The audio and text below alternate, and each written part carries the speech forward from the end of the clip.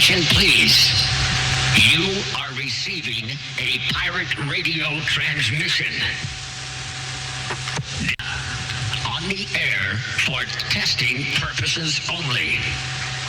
Do you receive?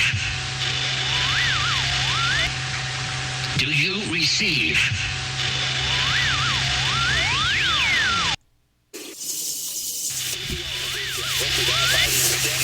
Do you receive?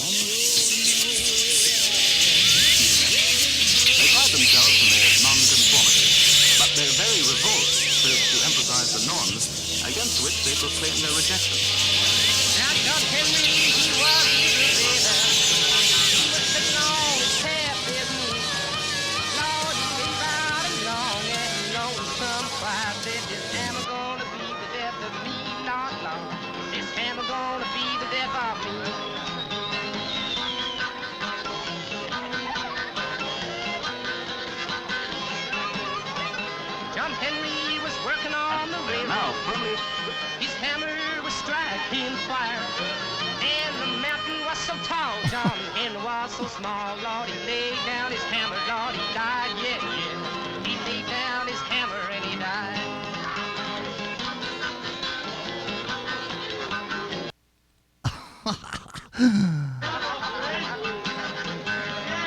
Oh my goodness. My name's Jimmy. That's right. It's Friday Night Live. It's right here. It's in the microcosm, and somehow, some way, you found it. Ladies and gentlemen, into the microcosm is on the air.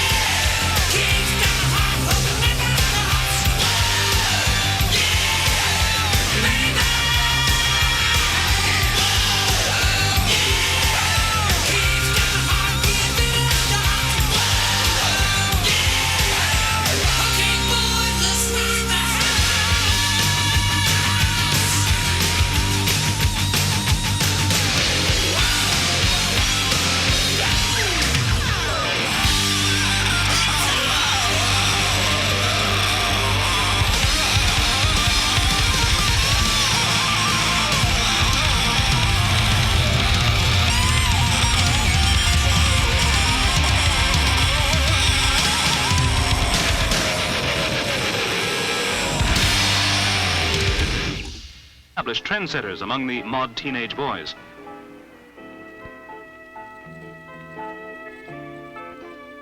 The colored trousers, the scarlet jacket, none of this would have been conceivable 15 years ago on a man.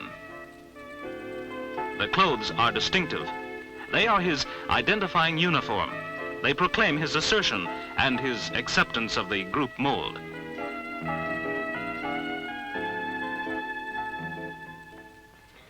The rocker. My name's Jimmy. That's right. It's Friday night. It's Motley Crue. It's mods and rockers. It's the poets. Don't you know it? It's Friday night. It's raw. It's live.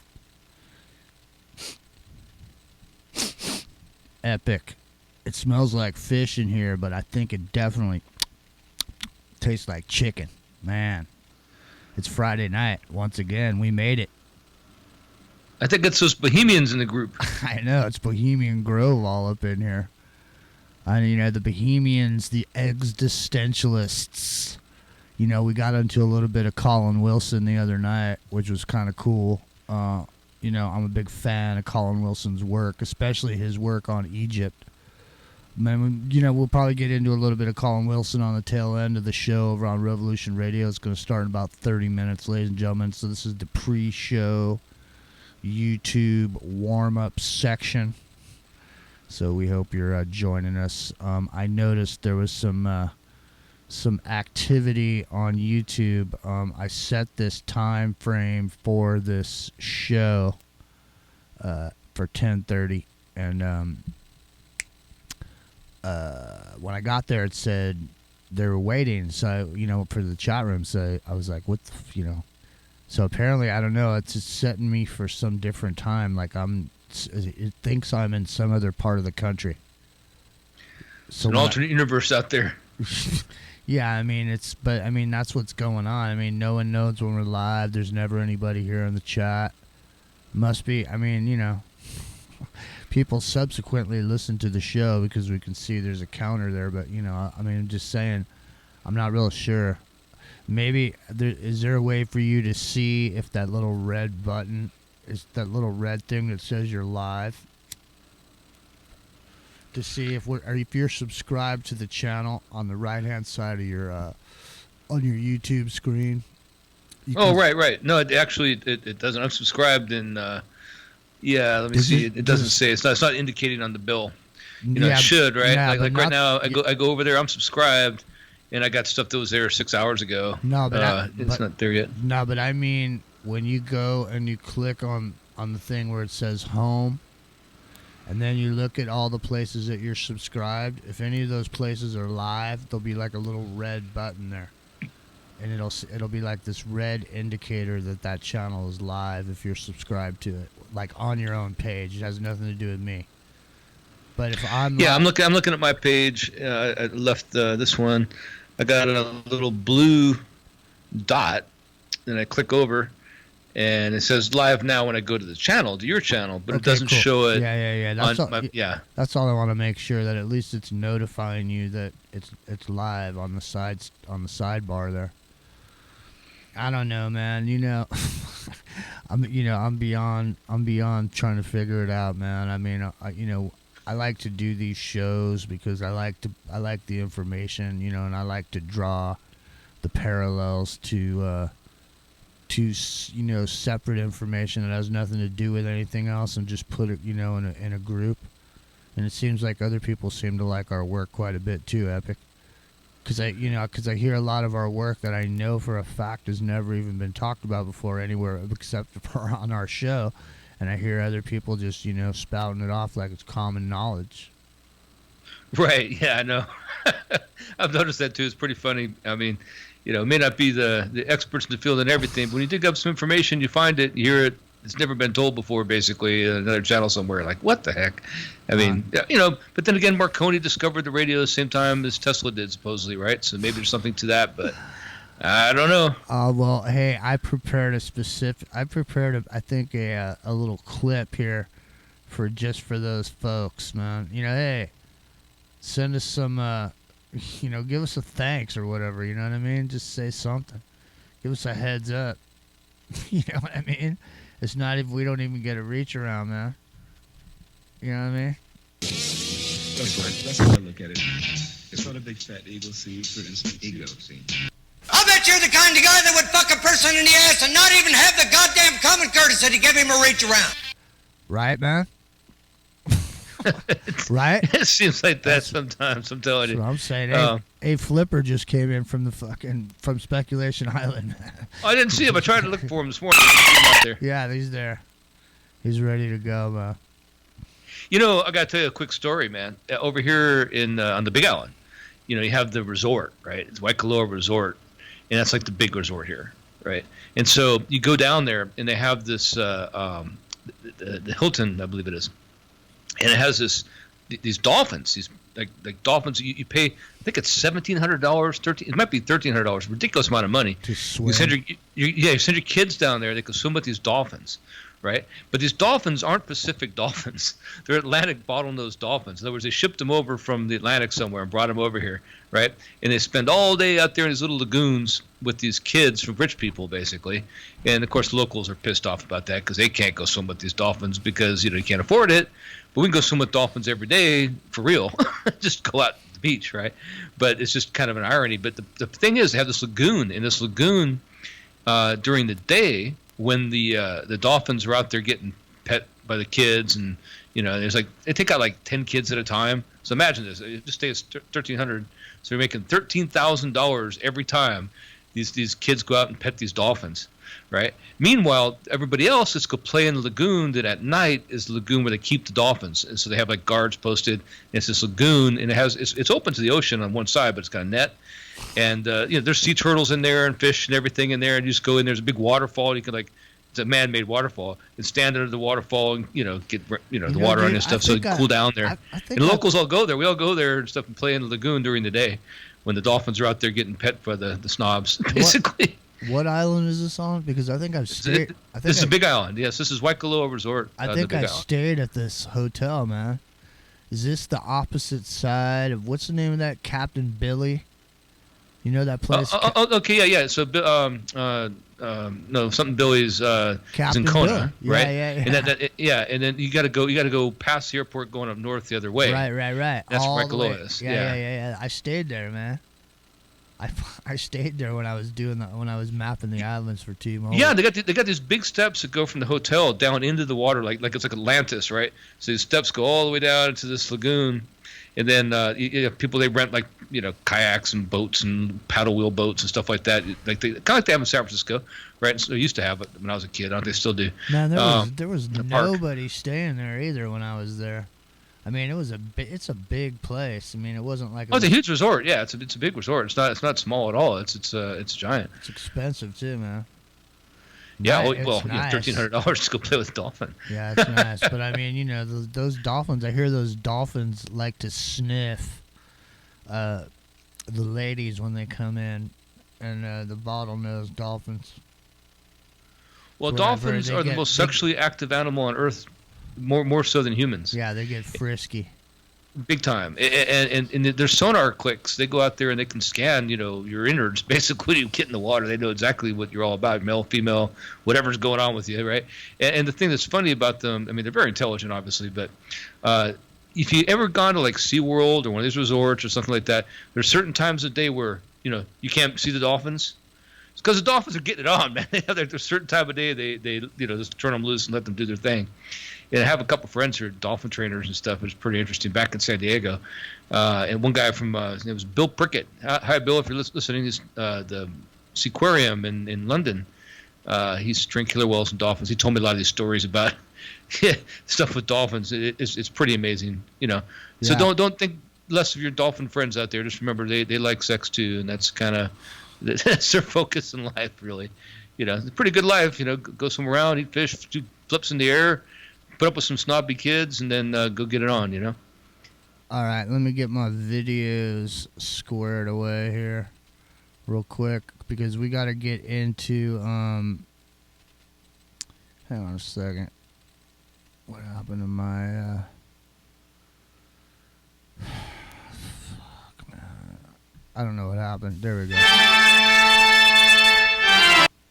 Don't forget now. Okay, we got to get into some of this rollerball clip here, because we can't go rollerball. No poverty, no sick. On How the game. Revolution Radio. All right, let me get rid of this. Here we go. So let me get back to this here. Just let me come back. All right, make sure. Okay, there we go. All right, ladies and gentlemen. One movie we're going to get into, we're not going to get into it a lot tonight, but we're going to bring it up again soon with The Running Man and Death Race 2000. But this movie was an important movie, and it was getting into some stuff that people weren't really getting into. Now, we only got 10 minutes before we got to go over there, dude. So I'm going to run this. Here we go. You know how the game serves us. It has a definite social purpose. Nations are bankrupt, gone, no poverty, no sickness. Man has accomplished what he'd always craved. Corporate society was an inevitable destiny, a good life, a centuries-old dream. You better do as you're told, Jonathan. That's all I have to say. Don't be here when I come back. You won't be back, Johnny boy. No player is greater than the game itself. It's not a game a man is supposed to grow strong in, John. That's right. This is our circulation unit. You can make your choice here or by catalog. There must be some mistake. The books you've ordered are classified and have been transcribed and summarized. Well, who summarized it? I suppose the computer summarized them. What'd you need books for? I just want to study up on some things. You could go to the computer center where the real librarians transcribe the books. But we have all the edited versions in our catalog. Anything I think you'd want. Well, let's see then. This is not a library, and you're really not a librarian. I'm only a clerk, that's right. I'm sorry about it, really. And the books are really in computer banks being summarized. Where is that? Well, there's a computer bank in Washington. The biggest is in Geneva. That's a nice place to visit. Yeah. I guess that's where all the books are now. Yeah, well, thank you.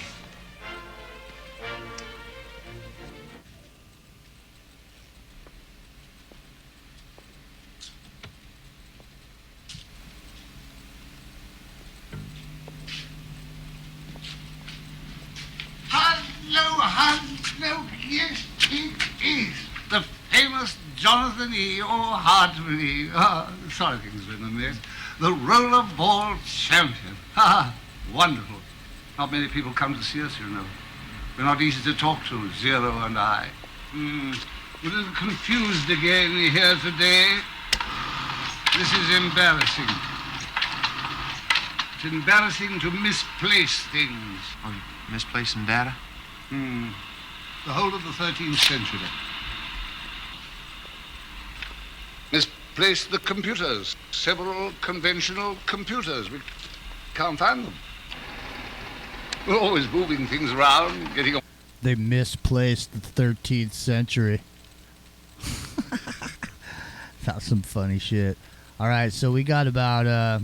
we got to go into the mix at about 56. So we got... He told me that this temporary situation... Hang on. He was telling me that this temporary situation we got with this new temporary number, that, are you there, Epic? I am. Yeah, okay, I I can hear. I can. He just lost his dog. So. Oh no! Yeah. Hey, Yeah. Kenny, I'm sorry, man. Man, dude, I'm so sorry. Kenny, I know, man. That stings, bro. That's really fucked up. I'm so sorry, Kenny. Really. All right, well, we're going to push on, man. And in about 4 minutes, we got to go over to the other show. So, Revolution Radio. So, I'm going to head to that. I have to go to that chat room over there, too. So, I'm going to do that right now. Hang on a second. freedomslips.com, people. Yeah. I have a hard time with VR. It does not like my VR interface over there, so I'm sorry the guys over there, but yeah, I'm not gonna be able to get over there. Well, you stay in you stay over here. YouTube. Yeah. Okay. All right.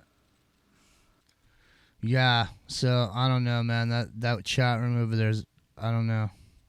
It's just like a clunky kind of weird chat room. Not real sure. I think half the people that are in there are just in there because they didn't log out, so they're actually not in there. Well, it's also like it doesn't like certain browsers and stuff. Like I don't know what browser my hang on. VR is using. Yeah. What's being made now that have like a jet engine, not a jet, but nice. They're doing tech shit. Sorry, buddies. We're shifting gears. Everybody thinks we're a tech show. I'm sure because we've been doing nothing but tech. All right, hang on. Going all psychological. Getting all psychological up in your ass. All right, hold on. Let me log in. See. Hang on. I'm going Anthony Patch, man. My mouse isn't working. Did there any Black Hawk helicopters flying overhead? Or? He said that shit on Kev Baker's show one time. Yeah, I know. I heard it. I was there. Yeah, so was Ken, I'm sure. My mouse. They hijacked my mouse. This is what we go through, folks. Yeah, come on, man. I like Anthony. I hope he's doing well, but it's just funny. I remember that one because I could totally relate. You know, things like that happen. You're like, God bless America. All right, I gotta take a leak. All right. Hang on a second. I'm gonna get in the chat room. What the fuck? All right, look. Log in. I'm a registered user. There's my password. Log me in. Enter room. Okay. I'm in here. Let's see. There's 26 people in here. Some of the same people I've seen. So, we'll see. Zippy's in there. Zippy 101. All right.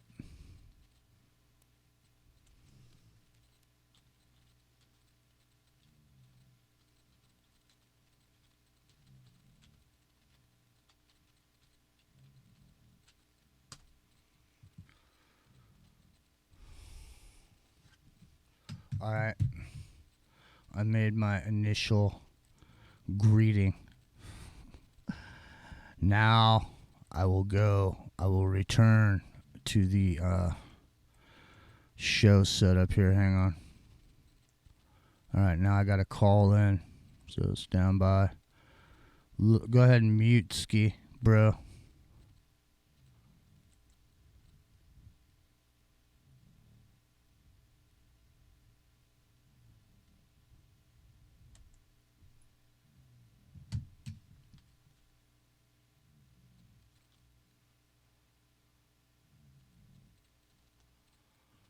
Here we go. Studio A temp. Alright, so we got 1 minute. 1 minute, ladies and gentlemen. 1 minute. Alright. I'm going to play this coming in, I think. Hang on. And his acceptance of the group mold. None of this would have been conceivable 15 years ago on a man. Now firmly established trendsetters among the mod teenage male boutique made it. All right. Check 1 2. All right, here we go, ladies and gentlemen. I'm gonna put you back over here. I'm gonna get out my iTunes. Hang on. Reach around. That's funny, man. That makes me laugh, son. The mothership has landed. Pirate Radio. Alright, the mothership has landed. Check 1 2. Alright, here we go. Here we go. Boom.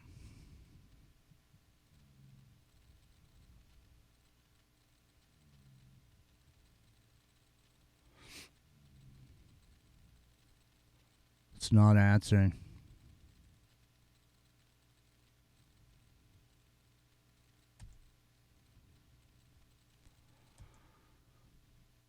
It's not answering. Hang on.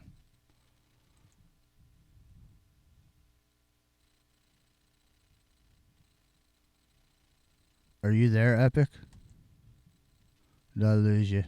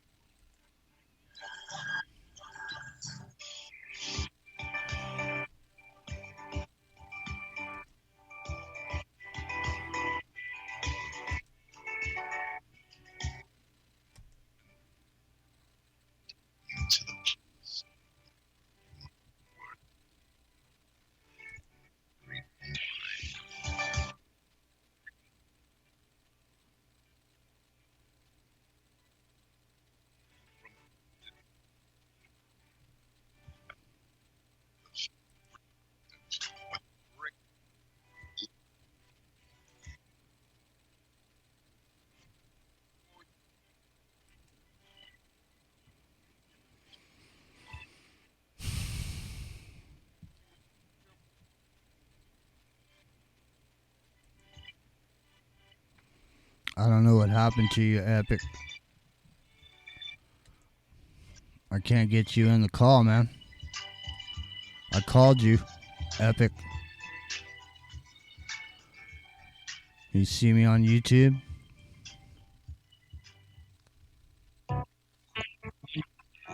From port for more over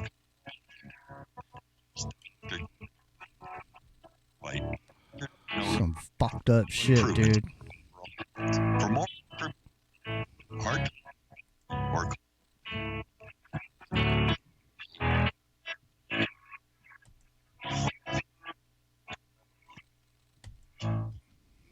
yeah, because if you off your first order at a program.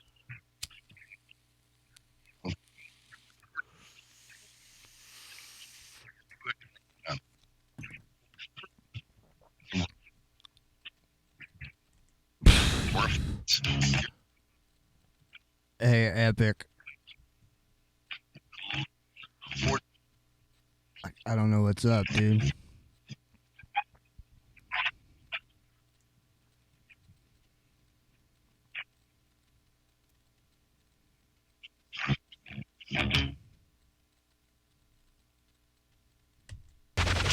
Mothership has landed.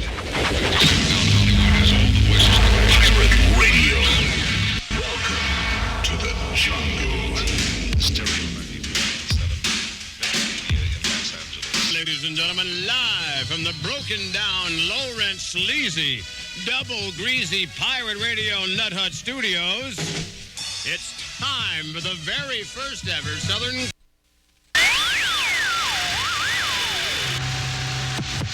Attention. Attention, please. You are receiving a pirate radio transmission. On the air for testing purposes only. Do you receive? Do you receive?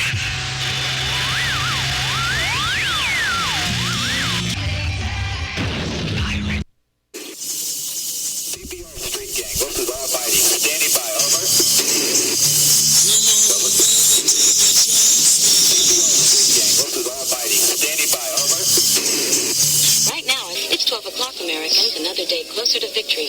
And for all of you out there on or behind the lines, clocks run out. Time's up. Wind is blowing cold and dark. On the road and no way out.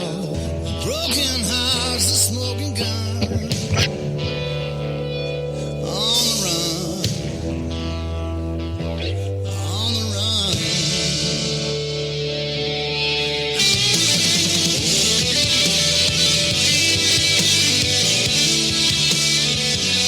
Here in London. At first, we laughed at, they are now firmly established trendsetters among the mod teenage boys.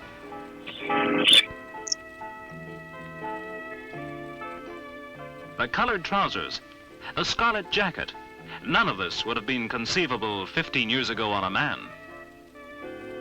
The clothes are distinctive.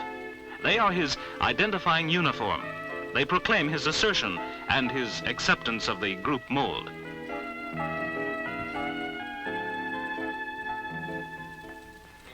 The rockers are another teenage category. They deride the mod's dress display, but they peacock in their own way just as frantically. Metal studs in leather jackets, the leather wear itself, the jackboots, these are just as much a proclamation of group identity. To discover their philosophy, we shall return to them later. Another group is... My name's Jimmy. That's right. It's Friday Night Revolution Radio. We're knee-deep in the revolution. What's up, Mayor? Hey, Johnson. Hey, Blasphemous Buddha. Comet. Good night. Johnson. Maced. Zippy. Popsicle Toes. Doc Who. Mr. Rowe. 123. Justin. Man. Chat room is hopping, Epic. How you doing tonight, brother?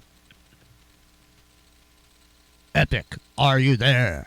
I don't think you are there, though, actually. So we're having an issue with this secondary line, and I'm having a problem adding my co-host to the show, which, you know, in and of itself is an issue. So if any of you producers are in the house, you can let me know what's up with that. Maybe you can't add anybody to this number for some reason. But anyways, like I said, my name is Jimmy, and this is Friday Night, and this is Into the Microcosm. So if you've gotten small enough to get through the door, ladies and gentlemen, then you are inside with the in crowd over here at Revolution Radio. And like I was saying a moment ago, the chat room is mighty lively tonight. I see a bunch of people in there, but before I mosey on in there and get knee deep, I'm gonna try to add Epic Journeyman to the call once again. And I don't know what happened. He's over in the islands. Maybe there's an electromagnetic pulse over there. Who knows? But what I do know is what we're planning on getting into tonight is a super interesting subject matter. It actually ties into a lot of work that we've already done, specifically on the Bay Area. And the Bay Area being the center of the universe as far as the social engineering goes, as far as Stanford Research Institute, a lot of the counterculture institutions that rose out of the Bay Area, the Merry Pranksters, you know, the LSD, the Timothy Leary's, you know, all of this, Haight-Ashbury, the Summer of Love, all of these things were test markets. You know, we can show specifically that, you know, we have spent a lot of time showing that the specific social engineering program running during 69 into the 70s. Really, 2019 is right there, as the overlay, and Trump being Nixon, so on and so forth. So I'm really not sure here what's going on with Epic Journeyman. So you're gonna have to allow me to. I'm gonna play some music here for a second while I bust over and try to get this squared away and get Epic on the show here with us. Maybe what I should do is go and I'm gonna hang up here and I'm gonna go call him, and then I'm gonna add this call to our call and see if that does anything. My name's Jimmy. Let me just see if I can. Let me see if I can work this out. Here we go. Let me try this.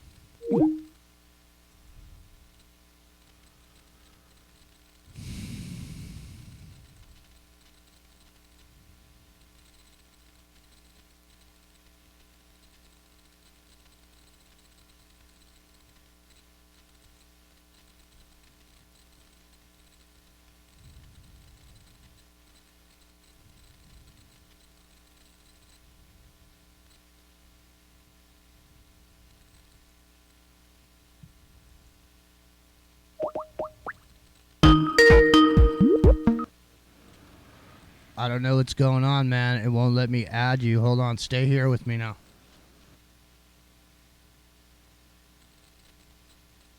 Are you there, Epic?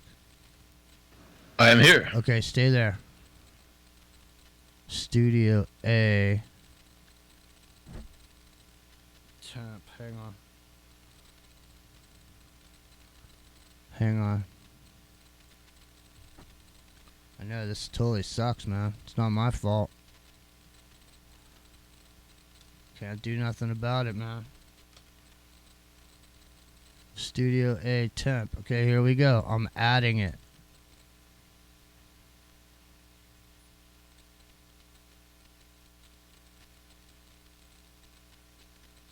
It won't pick up with you on the line. Are you still there?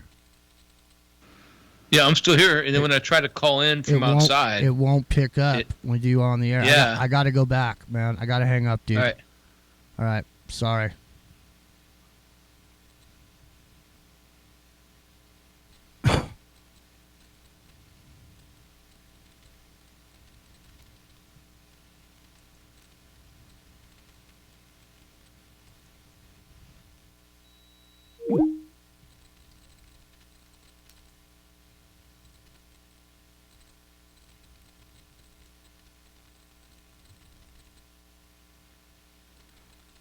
Yeah, so we can't, I can't connect Epic.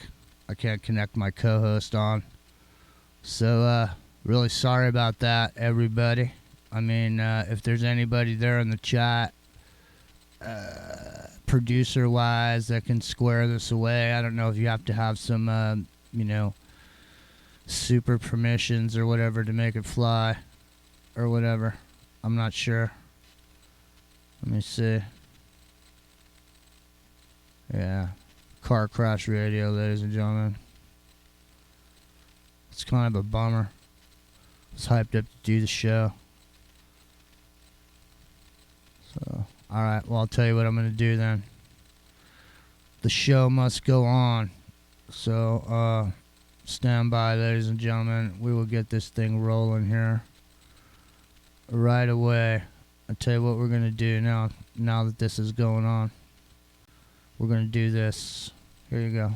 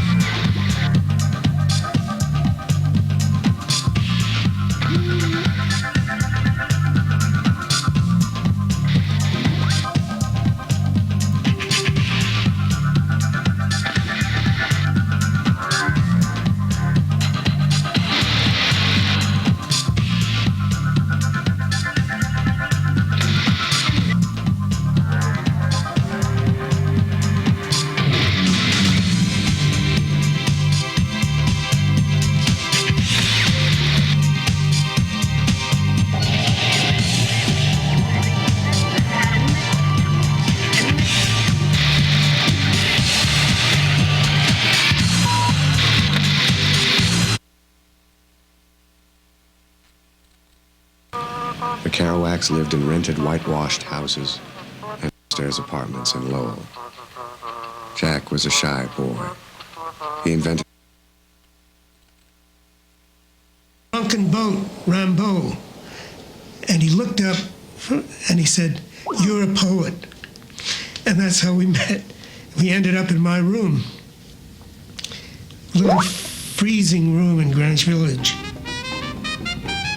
In the fall of 1953, Allen Ginsberg's East Village walk-up apartment was the jumping-off point for excursions by Kerouac, Ginsberg, and Burroughs into the newly forming Greenwich Village underground. Burroughs' first novel, titled Junkie, had just been published with the pseudonym William Lee. Having spent 3 years in Mexico writing the stark tale that recounts parts of his first 6 years as a heroin user, Burroughs was now living with Ginsberg in a sexual relationship that broke yet another taboo in an era of lingering social repression. For every generation, there is an underground of free spirits, of free thinkers, essentially like William Burroughs. He was an extraordinarily warm, under a very... Epic, are you there? I might be. Yeah, what happened, man? That was very odd. Dude, this is like the old, wired operators used to, like a sweatshop with the patch cables everywhere. So apparently, I'm actually talking to you through the single channel chat we had earlier, linked to this one. Well, yeah, it's working. Yeah, I don't know, man. I don't know what's going on with this whole situation. But let me just It says 2 of 3 in the call on Studio A, but I got you on the other channel. So maybe I need to hang that one up. Yeah, well, let's not dissect it on the air. I'm already pissed off as it is because I spent a lot of time putting our show together today, and now I'm all spun out because of what's going on with this. So it pisses me off. They're saying we're off the air in the chat. Yeah, so I'm connected with you. I didn't call you on the other one. So let me hang up on this one. Hang on. Or you could try adding Studio A. Yeah, there you go. Here. I'm not adding anything, dude. I mean, when I picked up this call, did we just go dead over there? Probably. Okay, apparently, but I'm on our last chat from the window. So let's hang up this one. We're dead air over there.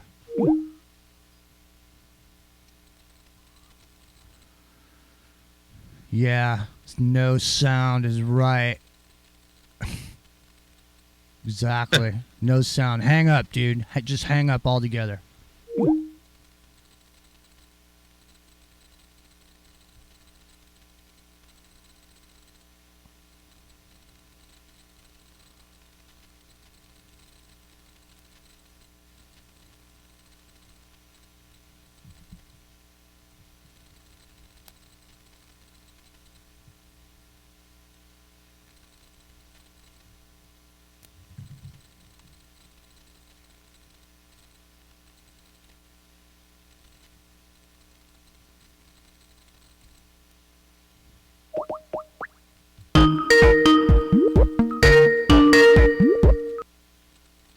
Yeah, I don't know, man. I'm about to snap because I'm telling you right now, this whole situation has really got me a little bit uptight. So I'm sure you guys can hear me now. Give me a second. I'm still trying to add my co-host. Are you there, Epic? This seems promising. All right. Well, all right. Are you there? I am here. All right, okay. Yeah. All right. So there we go. We're here now. And looks like you're muted, Epic. Come on in. You don't have to stay muted. Come on in. Ladies and gentlemen, we're going to be getting into the Bay Area like I was saying a moment ago or a while back, or if you're even still here. Yeah, I was practicing, I was practicing because we're going to talk about France a little bit, so I was practicing my mime skills. Yeah, well, I tell you what, I was over here miming myself, and, I didn't go over well on radio, but that's, that's how it goes, I guess. So theater of the imagination. Yeah, so what we're going to get into tonight, ladies and gentlemen, is we have done quite a bit of work, extensive work on the Bay Area in California, and not just as Silicon Valley as a technical mecca, but more or less as a psychological social engineering. What would we call it? A hub. A hub, exactly. A hub. Perfect. And so, we've gone quite extensively into the hippie movement and into the years of the 60s leading up to 1969, talking about the social engineering programs that were being run there, the scientific frequency waves and frequency patterns that were being utilized with the Grateful Dead in an experiment that basically caused people to follow the Grateful Dead all over the face of the earth. And only certain people really attuned to those frequencies, right, Epic? Well, that's right. And it was because they did extensive testing on entrainment using binaural beats. And Jerry Garcia himself admitted this openly on the Playboy After Dark. Yeah, and I mean, so we've done quite a bit of work on the Bay Area. But, I mean, tonight we're gonna venture a little bit into something that was called the Beat Generation. And the Beat Generation really kind of started before it really got started. But I'm just saying, for the most part, it was really kind of got going over in New York City, right? Greenwich Village area. Isn't that more or less what was going on? In America, yeah. So this is a pretty interesting history that ties into France on multiple levels. It goes back to the original Bohemian movement. It really got started to be called that way in the 1820s through 40s, basically. Started in France, and they moved over to America and settled in the Greenwich Village, and really became a pinnacle around 1911 or so. And then it stayed there until after the Depression, and then found its way somehow over to the West Coast. But yeah, that's where we show. And it's a fascinating story, actually, because they had a resurgence with the new Bohemian movement with what they call the Beatniks, and the Beat Generation. But they didn't just start in America. They went back to France and started from there and came back. And these are all American, not all Americans. There's French people there too. But it's pretty trippy, man. It started with with old Jack, right? You can maybe get into Jack a little bit. Yeah, we're gonna get into Jack. There's a lot of people that were really influential in the Beat Generation that subsequently went on to be powerful in the hippie movement as well, and into the 60s, into political leanings. You also had freedom of speech with I always forget this dude's name. What was that comedian? The comedian's name that got censored? Lenny Bruce. Lenny Bruce, exactly. Also at the Playboy in both episodes, TV series, yeah. Right. So, I mean, so the thing is like these characters, these people that end up on the forefront, somehow end up in the public eye. So if you make it, if you somehow got a good idea, or you're somehow generating some kind of a following, then they just adopt you into the program and then feed you the philosophy that they want to put out there, right? So all of these books that were rolling around back in the day for people, and then subsequently the Kerouac book On the Road was one that was very influential. But what we're going to get into here in a minute is a specific poem that he wrote. What do you know about Jack Kerouac? Because he wasn't a beatnik at all, was he? He ended up influencing all these what we call beatniks now. Jack Kerouac, he was a very charismatic guy, and came back after World War II, serving the Merchant Marine, and started writing, and wrote that book On the Road, and it attracted all these people who basically focused around him, right? But it took a life of its own, and it's really interesting the people who got involved. I mean, people who got involved. You're going to talk a little bit about Alan. Alan, what's his name there? Sorry, brain lock. But who wrote The Howl, right? The poem The Howl, which got censored and became a constitutional challenge and all this stuff about free speech, First Amendment rights. We're going to get into it right now because this is when he moves to San Francisco, and that's exactly what we're talking about. Right. Is for some reason, all these people go through San Francisco. I mean, San Francisco is where you come and is where you end up. It's just like we were talking about earlier with James Caan because. We were getting into over on the YouTube channel. We were getting into a little bit about the movie Rollerball. And we're talking about James Caan, and James Caan's another one of these characters, man. He's he was the working man's Steve McQueen, wasn't he? You know what I'm saying? He wasn't Steve McQueen, but he was actually in the. I have to throw this in there because I think it's really relevant. With that movie Once Upon a Time in Hollywood. The character Steve McQueen's in that movie, a guy who plays Steve McQueen rather, at the Playboy Mansion with Polanski at the beginning. But the thing is that the protagonist of that show is basically based on James Caan. The movies that he's in and TV series he's in at the time when he makes transition to movies are the same ones that James Caan was in. Combat, FBI, exact same shows because it's basically based on James Caan, who lived at the Playboy Mansion for a time and supposedly had a tunnel going straight to his house in the supposed April Fool's joke. And he also went psycho at some point, right? He went crazy. Did he not? Well, that was a con. Just it probably was, man. But but I'm just saying these characters, man. It's these same tight circles. I don't know. Somebody's asking me something in the chat. I don't know if we're even live anymore. Hey, you guys over here in the family chat over on the Chatskis. Hey, Benu, how you doing, man? How you feeling? Yeah, so you guys over there in the Chatskis, let me know if you can hear us or whatever, because I can't tell anymore. I'm spun out now. But had a rough start. Allen Ginsberg would get a kick out of it and probably howl at the whole thing. I'm sure he will. But here we're gonna get into some of this here. Let's grab a chunk of this right here because this was an important poem, was it not? The Wolf. The howl, yeah. The Wolf.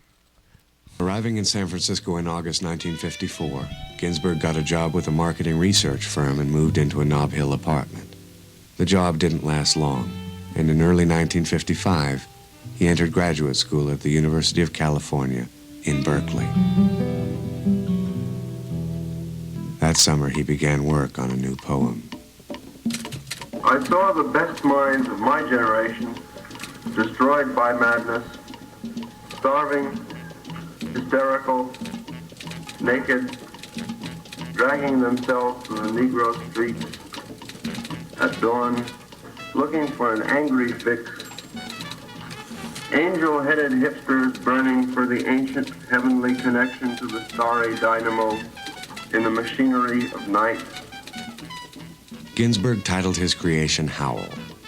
His first public reading of the energized new poem took place at a North Beach haunt called the Sixth Gallery on October 13th, 1955. The response was immediate. Lawrence Ferlinghetti's City Lights Press published it. The United States government banned it. And the American Civil Liberties Union successfully defended it from obscenity charges. We went to the American Civil Liberties Union with the manuscript before I sent it to the printer and asked them if they would defend us if we were busted for it, and they agreed ahead of time, so it was a setup. There's nothing better for PR than an obscenity trial, and everybody wants to read if it's dirty, I must want it. And that kicked off Howl. And Allen was a very intelligent exploiter of that kind of publicity. It was refreshing. It was, maybe what everybody wanted to do in some way, to really break through to the other side. And then because of the controversy around the poem on publication and the trial and so on, of course, that brought a lot more attention, and that sparked curiosity from people. It wouldn't have been known about in a way without the trial. It might have been published in a City Lights edition, and but because it was seized, and then Lawrence was so articulate at the trial. There were some dots put in for dirty four-letter words, even in the first printing, put in by the printer. So this is Ginsberg, right? And then Ginsberg was influential way beyond this poem, though, right? This was the beginning of his influence, was it not? Well, hugely so, and I want to point out. I mean, this is one of those things that you look at historically that just doesn't make sense, right? I mean, like things don't. Think about it today with a poem. And obviously, we're in a different generation, so not the beat generation by any means. But you can go back 30 years and say, would a poem cause this kind of a poem? I mean, the poem. I mean, people think of the beatniks and the beat generation now. They think of Bob Denver's character in Dobie Gillis and Mike Myers and So I Married an Axe Murderer. Hey man, whoa man, right? Bongo beats and stuff, right? But the thing is that those beats are important because we've tied those in a lot later. There's a lot to that actually, and about the entrainment aspect of it. But the thing is that what happened was he's caused this controversy here in America. The poem became famous because of the trial, the obscenity trial, and then him and a bunch of his cohorts, William S. Burroughs, Kuriak, Ray Nelson, who we talked about earlier, who wrote "They Live" and his short story called 8 o'clock in the morning originally. All these guys, and then Jean-Paul Sartre, who invented existentialism. I mean, he's the father of existentialism, right? All met up in 1957 in Paris. So this all happened, you said 1955, right? Yeah. So 2 years later, they all end up at the same place in Paris for almost 4 years. Now, during that time, some of the guys travel. Like Allen Ginsberg traveled around with his it ended up his lifelong partner Peter Orlovsky, who ties in intimately with the whole Dead Show stuff, and later on that comes in later, right? Well, not personally Dead Shows, but I mean with the Stanford aspect of the Wizards and the whole thing with Bear Stanley, but and these guys are all tied together. But what they did first is they met up in Paris for this length of time, right? Ginsberg and those guys went to India for a while. But to summer basically or winter over there, and then come back to Paris for the span of time before they came back in 1962. Right. So they're running these guys through a program, right? They're running absolutely 100%. It's obvious to us today. If you look at it today, these people were brought together or picked, right, to be there. I mean, absolutely. There's no way. They even called that place the Beatnik Hotel as a nickname. Well, picked based on discoveries made in Stanford Research Institute on locating people who certain thinkers, certain types of individuals. Back to determined father and son team there, longitudinal studies of genius. Yeah, that's right. 100%. Right, and so we see, like when we delved into some of the characters that were present, like the Polanskis and the Mansons. We see these characters that have similarities that are run through these programs.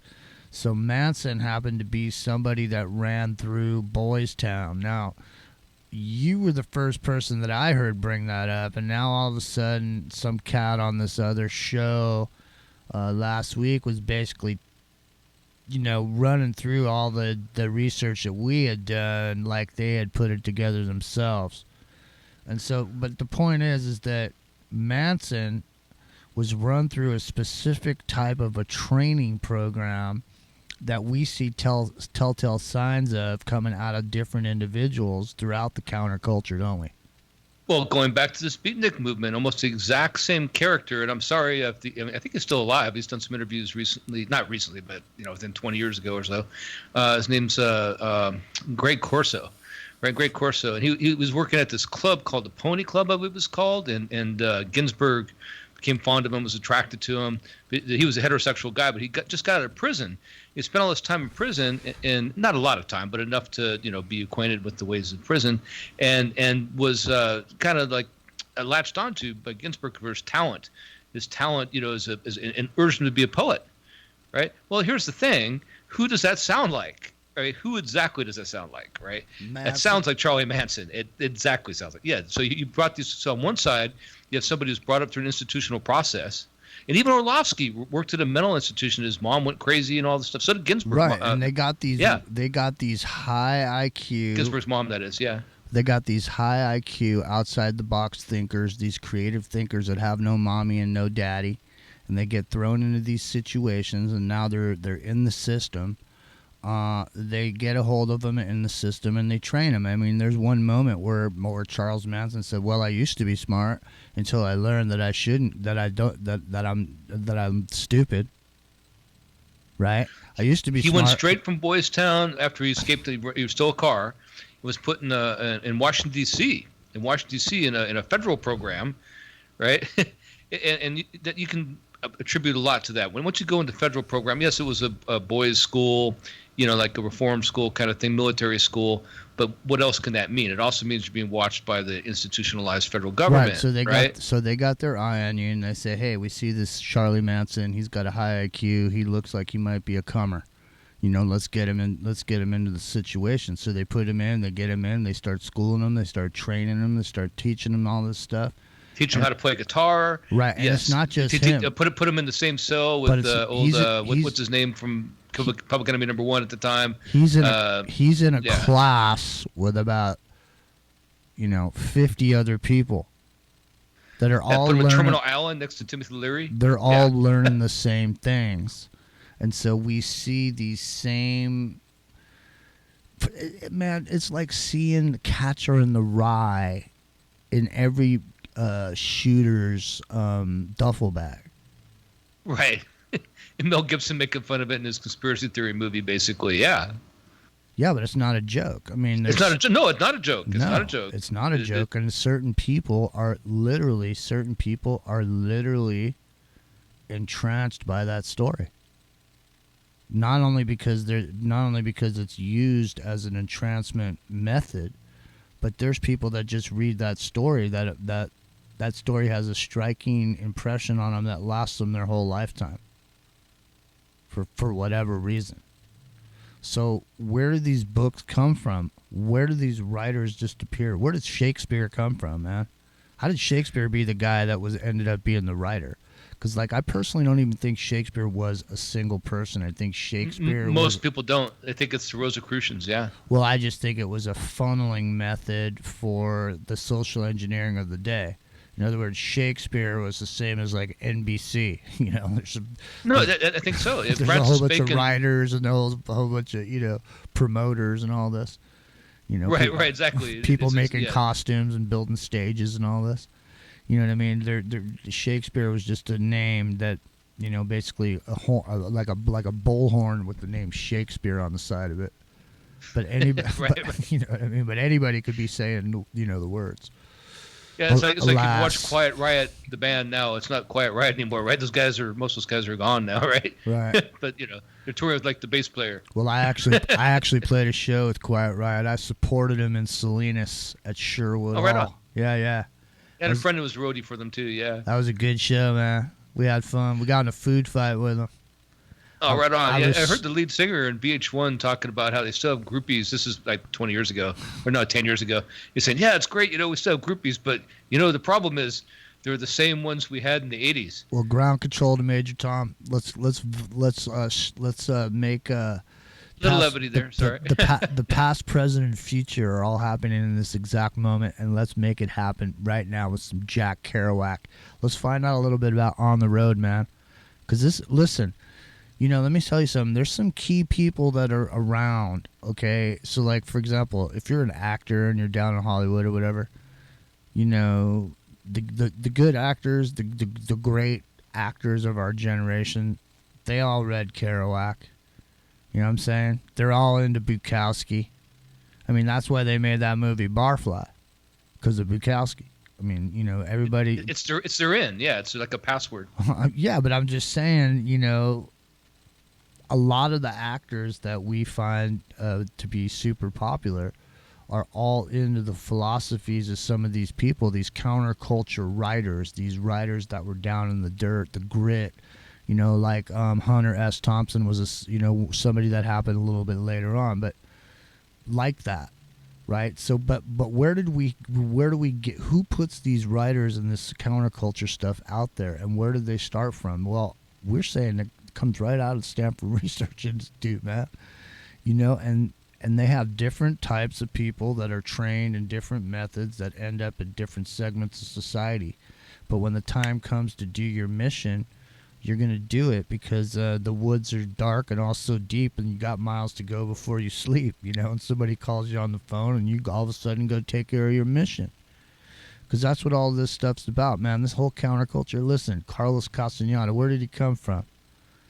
How did people start taking all this LSD and trying to, you know, where did it come from? I mean, it didn't just appear out of nowhere. No.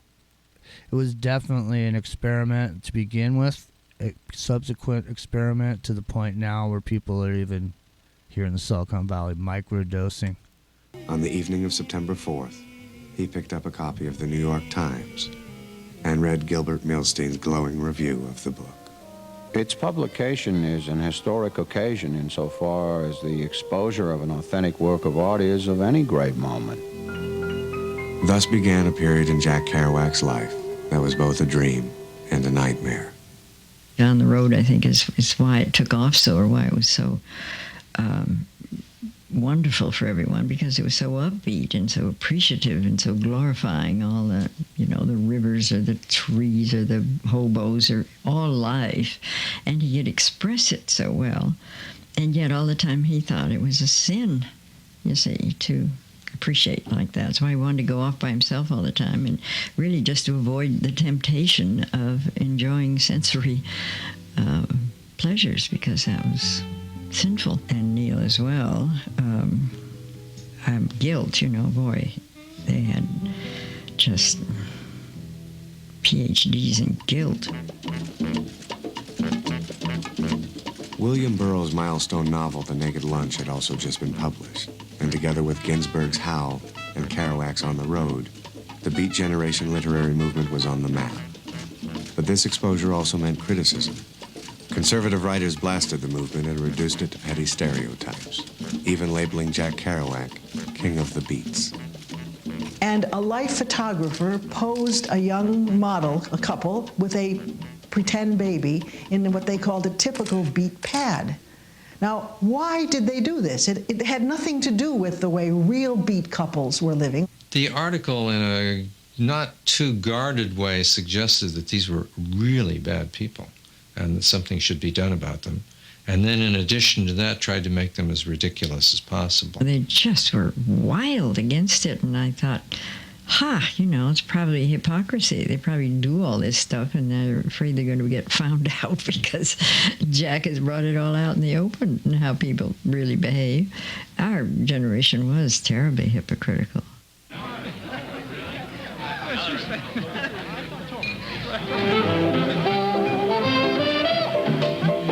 They're too young to be men, but they're too hip to be kids.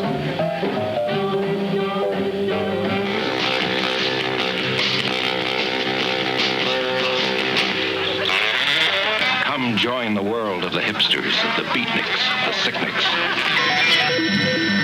Reach out for frenzied fantasies, debauched dreams, bizarre sensualities. The villains in TV drama or in the movies suddenly become beatnik. The bad guys, the murdering beatniks, which was just nonsense. I mean, you know, that had nothing to do with any of these artists. But you can watch the society. But they suddenly became like murdering hippies, man. Just the same exact thing, man. Is it not?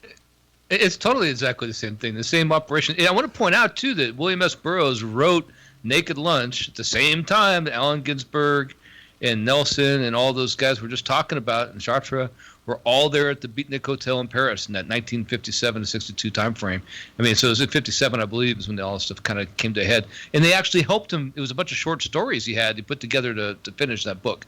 So there you go, man. I mean, it's like, but the funny part is that we're talking about how they try to portray it on the other side of the coin. Like, there's always two ways to look at it. Like, this is a threat to society. You know, because these people walking around, hey, Daddy-O. Yeah, well, you know, somehow a threat. Hey, you know, hey, Daddy-O. SJ in the chat saying his first experience was Keezy Sandoz 25, and you know, we got, you know, next week what we should do is we should revisit some of our work on on the 60s, and specifically on the Merry Pranksters, and how people have no idea how those people actually almost all, did they not, were they almost all connected to the Stanford program and the PhD program, including the bear? Epic, are you there? I think you're gone. Here, I was talking to myself. Sorry, I forgot to unmute.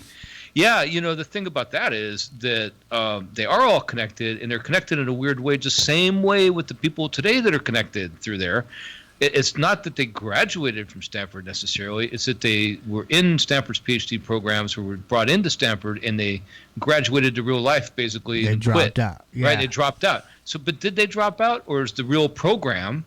This is what I would say, and I think you agree, that the real program is that no, you don't need to go through this bullshit, stuff here in college. We need you to go out and do this in real life, because you are one of our operators and you're going to do this. Right. Yeah. Because in that PhD program, okay, what they do is they pick out the smartest people and just pull them aside and throw them at the helm of whatever really cutting edge idea that the military industrial complex is going to drop out. But they need to get it out in the public eye so that other people can use it without the government using it, and thereby being prohibited by the Constitution to use this technology by making it a public company. Then Yes. as you're operating as a business, then you can be then hired by the government, and they're not responsible for what you do as a private company, because you're a company, right? You can do whatever you want. Well, more than that, they're not subject to a FOIA request, right? Because they're not a government entity. So you can't subpoena what's going on with Peter Thiel's company. You can't subpoena what's going on with Google. You can't subpoena what's going on, or make a request, right? You can subpoena them. I'm sorry, I misspoke there, but you can definitely file a Freedom of Information request if this is going on in a program from the CIA or something. But no, all I have to do is pass it off to let's say Kindred, or sorry Kindred, I like you guys, but say as an example, or Colonel's, that's the other guy, other Stanford guy, Brian Johnson, right? Or any one of these number of companies. We should do a whole list of this next week. So I have that whole list of all these people. There's dozens of them that are captains of industry in the tech firms now that came from the Stanford PhD program and dropped out to start these companies, like both founders of Google, this current CEO, like we just mentioned, Brian Johnson, Elon Musk, all these guys, right? Well, think of where they are and what they do. Hold on there, Daddy-O. Sorry, Daddy-O. Let's come on back here to the Beat Generation. My name's Jimmy's Revolution Radio. That's right. You're knee-deep in it. God damn it. Our friend Kenny lost a very important part of his family, and we just want to say, Kenny, man, we're so grief-stricken by your announcement prior to the show tonight, and man, dude, I'm so bummed out.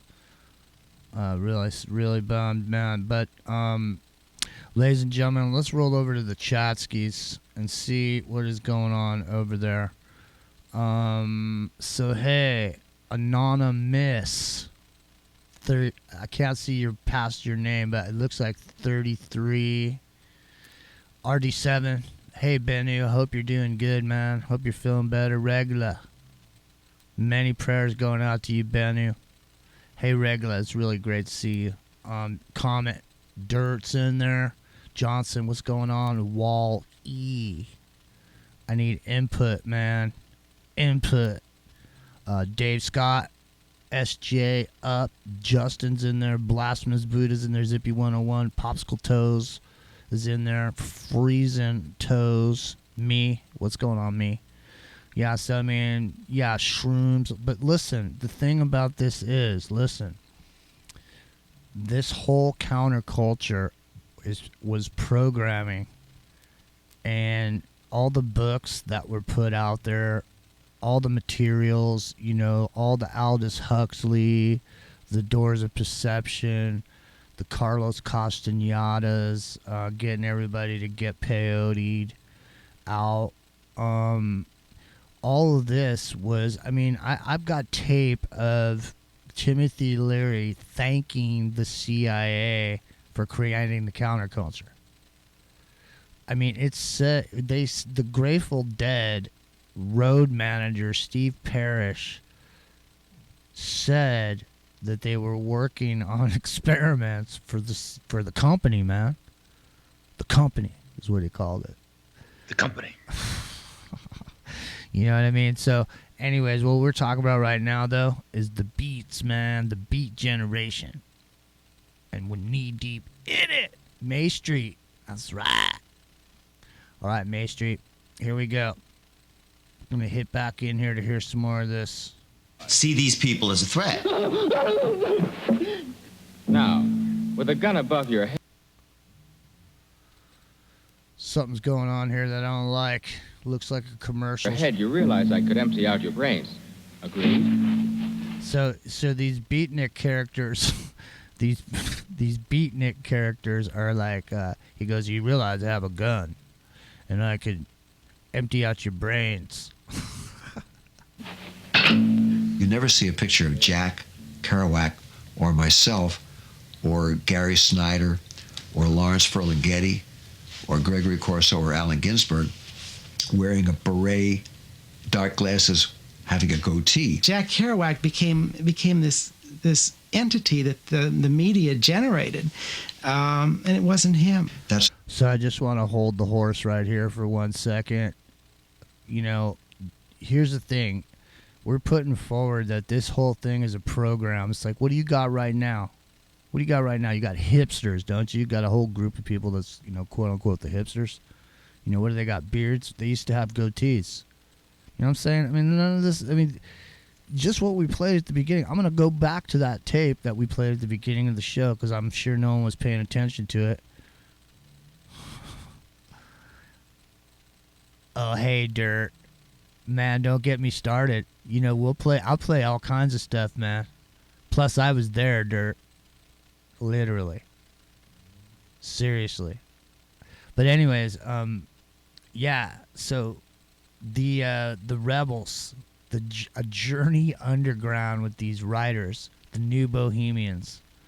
But, you know, there was a whole existential movement that came out of this, did it not? Later on in the 60s, you had this whole movement into Eastern philosophy.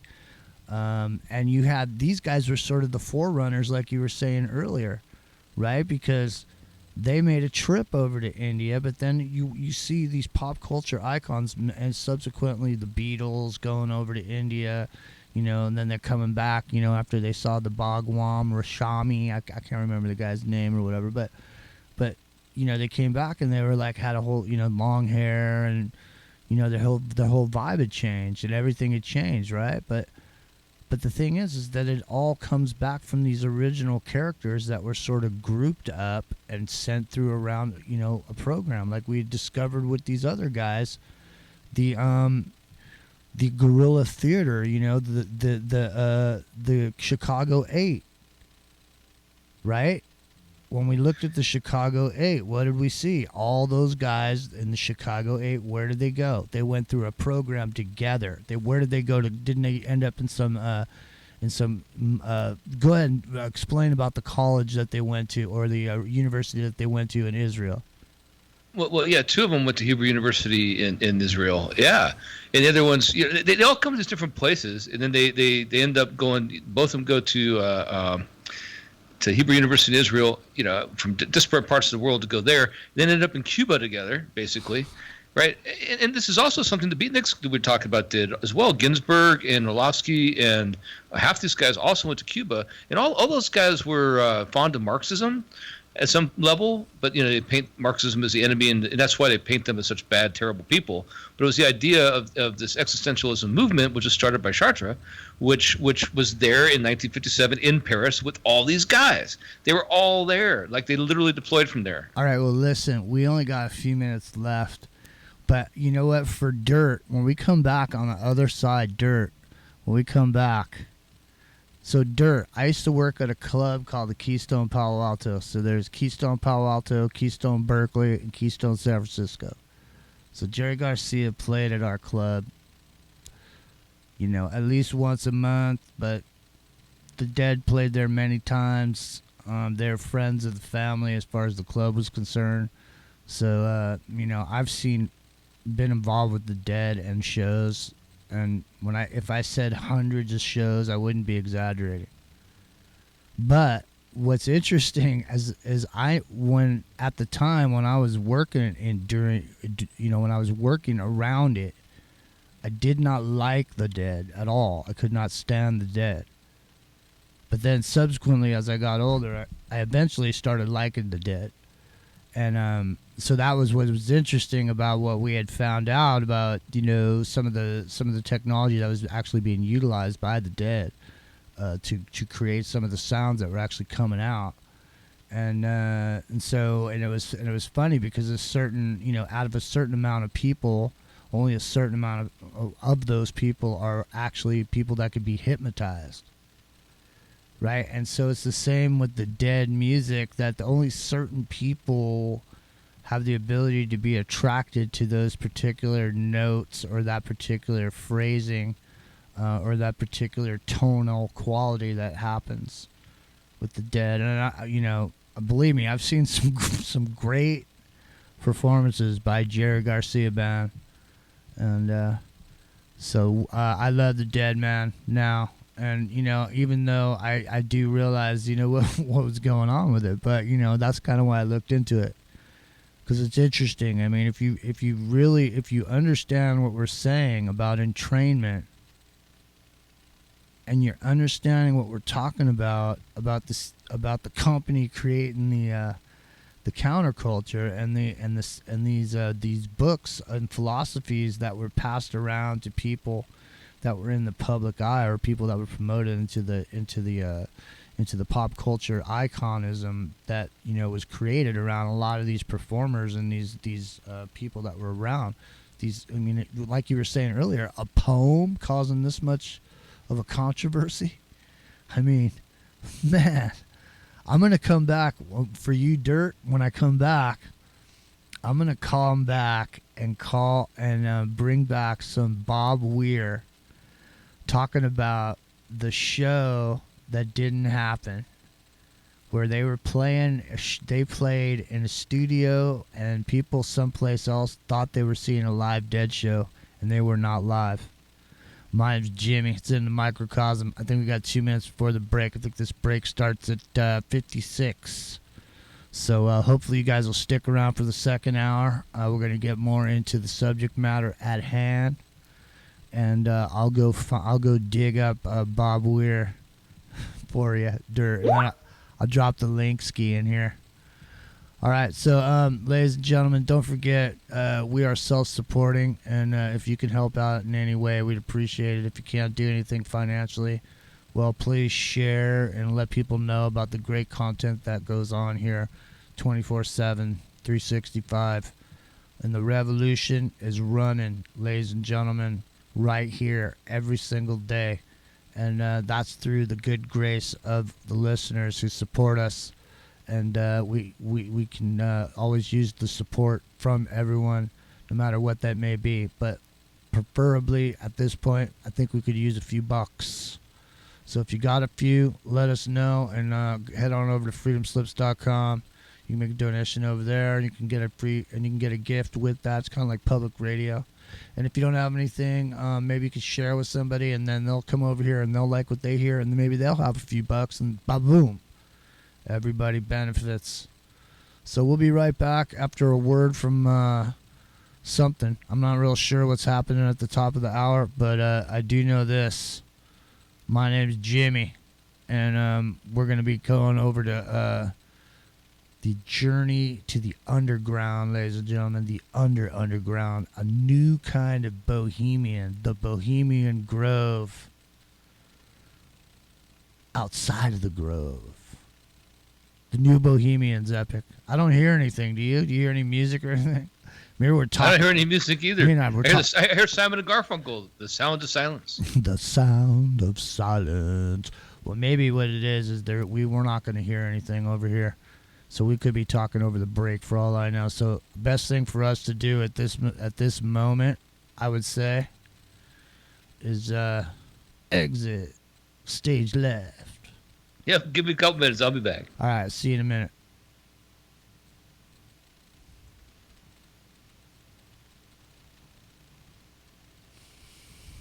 All right, ladies and gentlemen. I don't know what's going on. I think I'm on a break over there. Gotta get Bob Weir.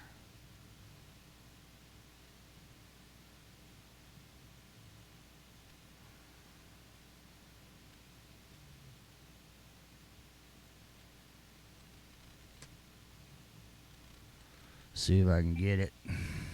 We'll find out. Let's see. Come on. Yeah, there we go. Yeah.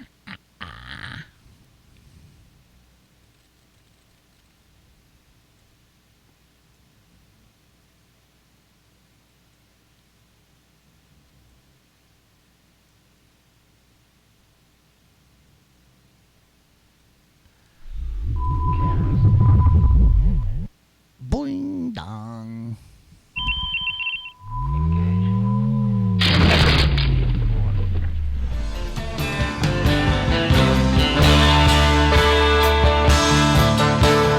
Oh, what I want to know.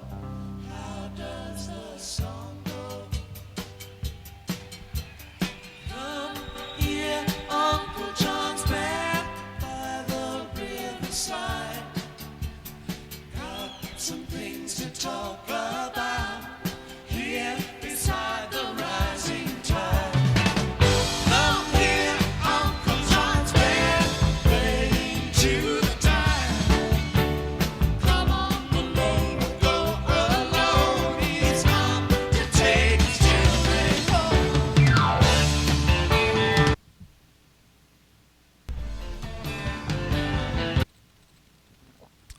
All right, Daddy Kane. Go make it happen, Captain. Nyah, nyah, nyah. All right, I'm ready to rock it. All right, let's go back to this chat. I can't see shit.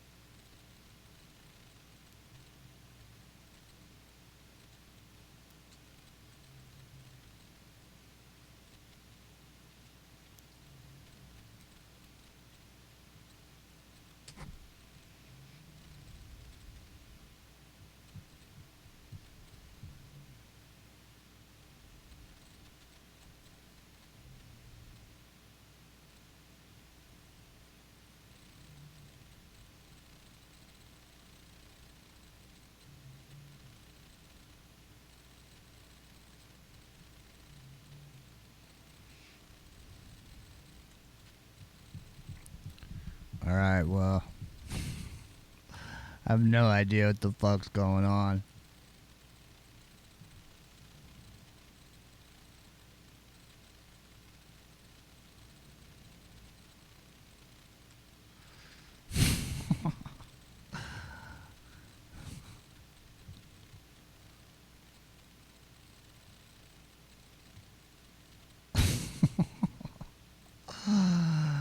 Okay.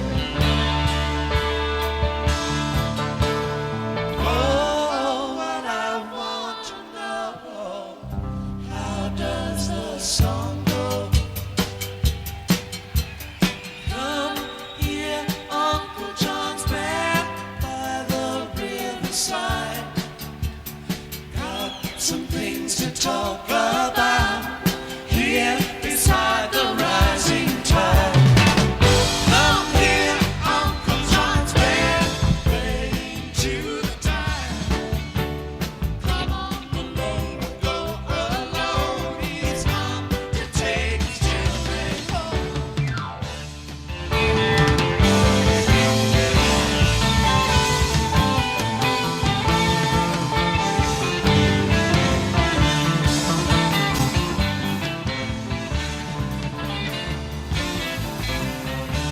I don't know, man. My name's Jimmy. I'm feeling a little bit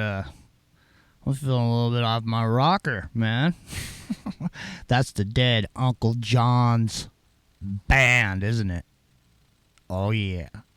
So listen, I gotta dig this up. Hold on a second. I think I'm close. Hold on. Trying to record the drums. We went through all heck. All right, hang on. I'm close. I know I'm close. Thanks, Mikey. Anyway, I sacrificed for rock and roll.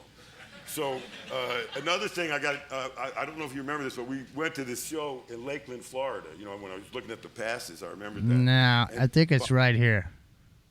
Right here. This. And then they signaled each other. Charge. And man, we had to like roll him in the dirt and beat him up. So I got to moderate this a little bit. Tell us what you know about this latest offering from Rhino. From Rhino.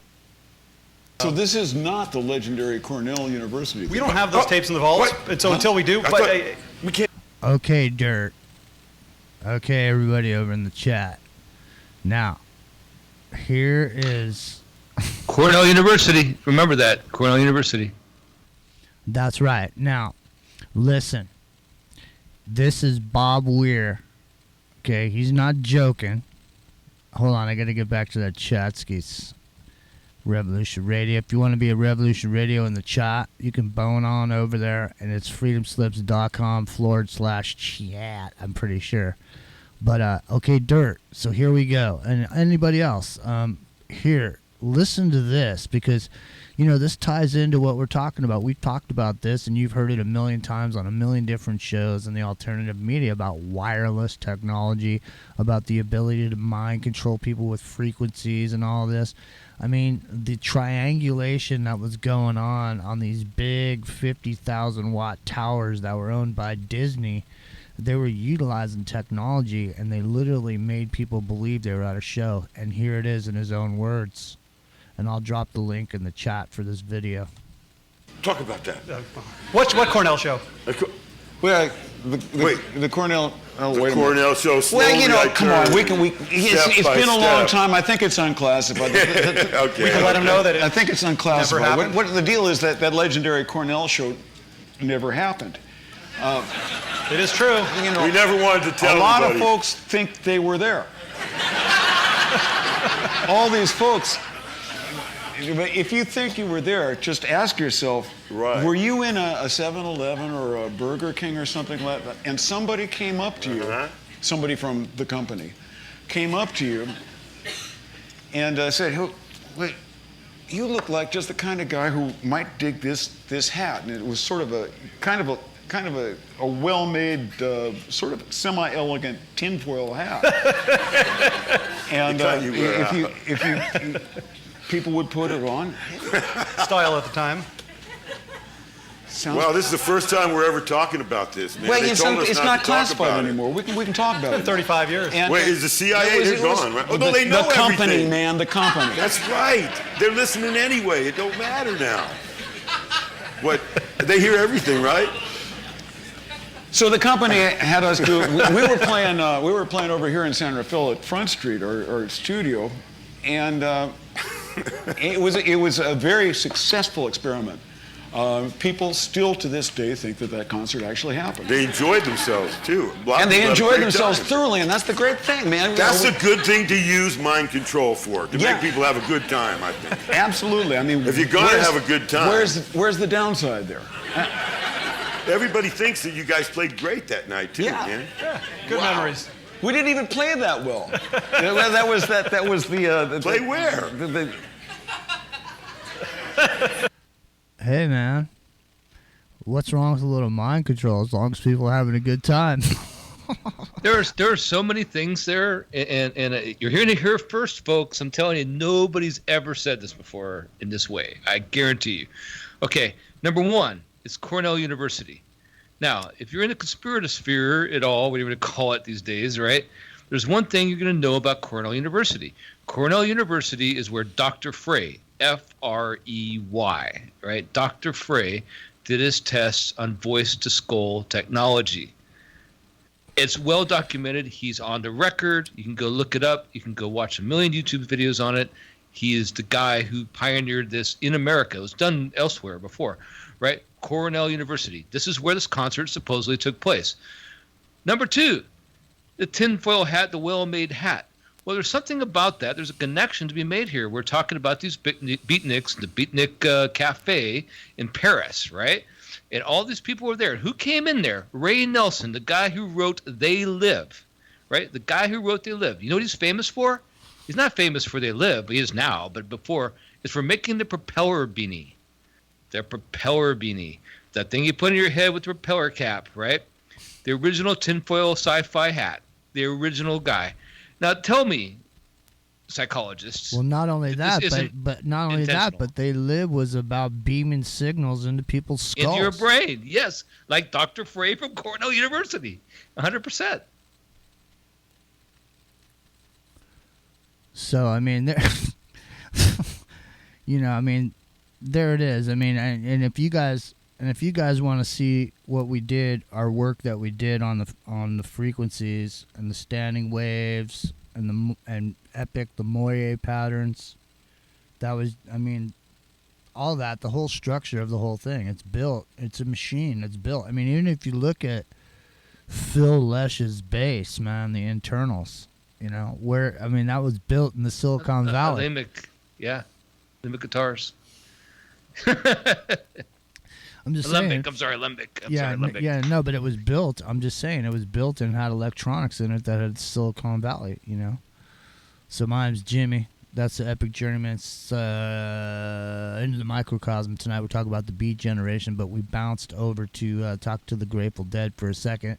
Here's some Bob Weir letting us know the company, man. The company.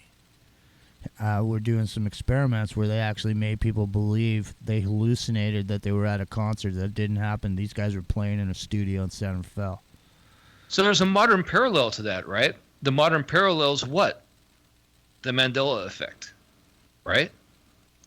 So if you can make people believe something that didn't happen, right, and you can make people vividly remember something even though it's not real, or alternatively, maybe the people who remember it right, and the people who don't remember are the ones who are mind controlled. But the fact is, this is real. They've been doing this for a very long time, and it's not. They're joking about it. They're laughing about it here. They even admitted. We talked about that Playboy Club, Playboy After Dark, I think was the name of the TV show that Jerry Garcia was on and talked about specifically how to use binaural rhythms to do this, to spin around people's heads and make the Ouroboros and all this thing in their mind, spinning snakes. Yeah, I mean, I can go dig that up in a second. I can't. I don't have it linked up right this second, but I can go get it. Yeah, these boots are made for walking. Exactly, 1966. Yeah, they used those boots were made for walking May Street. They blasted that outside the the Branch Davidian complex before they mowed them down with them tanks and sprayed the napalm in there or whatever. Yeah, Nancy Sinatra.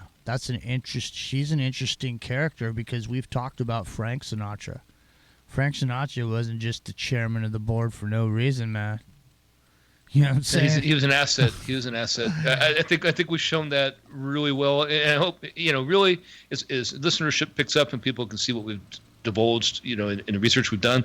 It's absolutely 100% true, I think, and I don't want to be sued by the allegedly true. We'll say that a conspiratorial idea, perhaps. That's but because it looks like it is. We're in our canoe on Insinuation Creek, just down the way from Speculation Island. So, allegedly,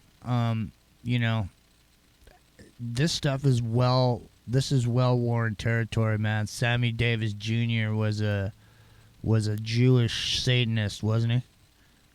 Church of Satan, 100%. Yeah, that's what Liberace. All these guys. Yeah, we're getting and Jane Mansfield, and they all went back and forth through Playboy, and it's all connected. All right, next week we're coming back. We'll do. We've done some work on the Playboy Mansion as an operation. So next week, ladies and gentlemen, we'll come back. We'll do some '60s Playboy Mansion, and but right now, what we're gonna do is get back into this Jack Kerouac.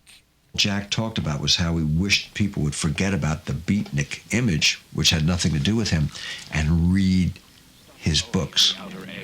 The so-called beatnik Beat Generation mythology, which had gotten so outrageous and so ugly, not only we couldn't stand it, but the American public couldn't stand it.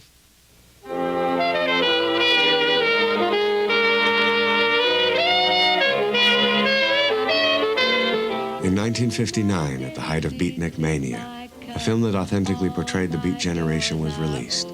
It was directed by Greenwich Village artist Alfred Leslie, with camera work by photographer Robert Frank. Pull My Daisy utilized Jack Kerouac's voice and composer David Amram's music to tell a simple slice of life story of artists in New York's Lower East Side.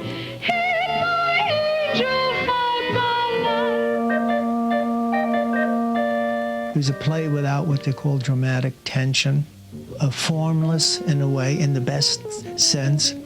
Just a meandering of a wandering of a group of people in a particular landscape. It has a nice innocence to it, and you can really hold back, and through holding back, it can reveal a lot of stuff. It was something that we did ourselves collectively. So there wasn't someone in charge of the whole thing saying, "Gee, fellas, could you act a little more beat, please? It's too cheerful. Don't cut out that smiling and look angry and beat and miserable and stoned out and furious and freaked out." Don't you see? Do you see any kind of parallels between these beatniks and the punk movement of the 70s? You know what I'm saying? I actually do, and we're talking about Allen Ginsberg earlier, and a young Allen Ginsberg before he lost his hair, even when he did lose his hair, actually at a certain point, looks just like the punk rockers who emerged in the '80s. If you look at him, I mean, almost like they use that stereotype. Yeah, but I mean the original punk rock movement, was really, if you look back at it and you look at some of the people that were there, some of the, like say Jello Biafra, you look at some of these, it really was like the beatniks in a way. It really was like this, these counterculture movements that at some point seem like they're so rebellious, really they're just sort of rerunning the same program, aren't they? 100%. I said 100% about 300% more than I should today, but I do think that that's right. I mean, because what happens is you go back to the American Revolution even, and how this all started.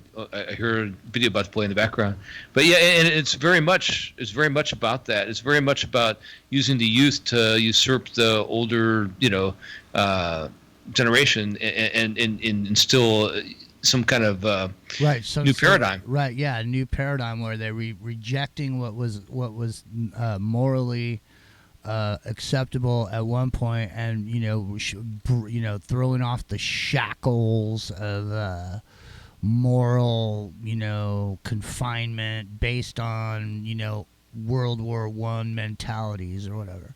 So they're just trying to, everybody's, even it's going on today. The same kind of rebellious stuff is going on. But here, I want to run this again just because at the beginning of the show, I doubt anybody was paying attention to it. So I want to run this again.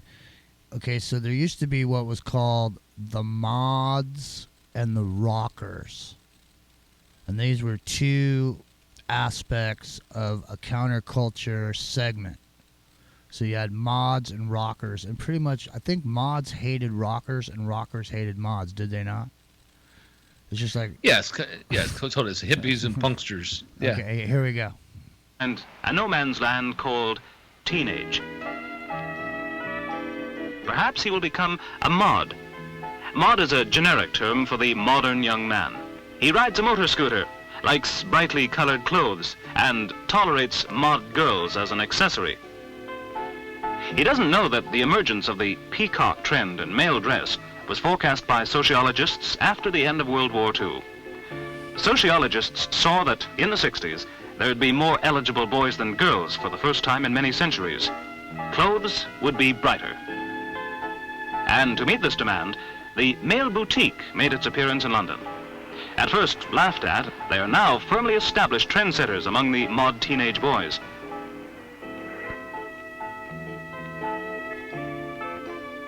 The colored trousers, the scarlet jacket, none of this would have been conceivable 15 years ago on a man.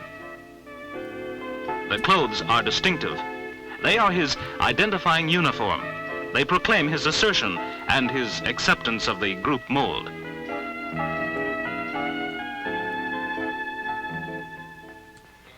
The rockers are another teenage category. They deride the mod's dress display, but they peacock in their own way just as frantically. Metal studs in leather jackets, the leather wear itself, the jackboots, these are just as much a proclamation of group identity. To discover their philosophy, we shall return to them later. Another group is the beatniks. Their name has something of defeat in it. They pride themselves in their nonconformity, but their very revolt serves to emphasize the norms against which they proclaim their rejection. Now John Henry, he was a little baby. He was sitting on his papa's knee. Lord, he gave out a long...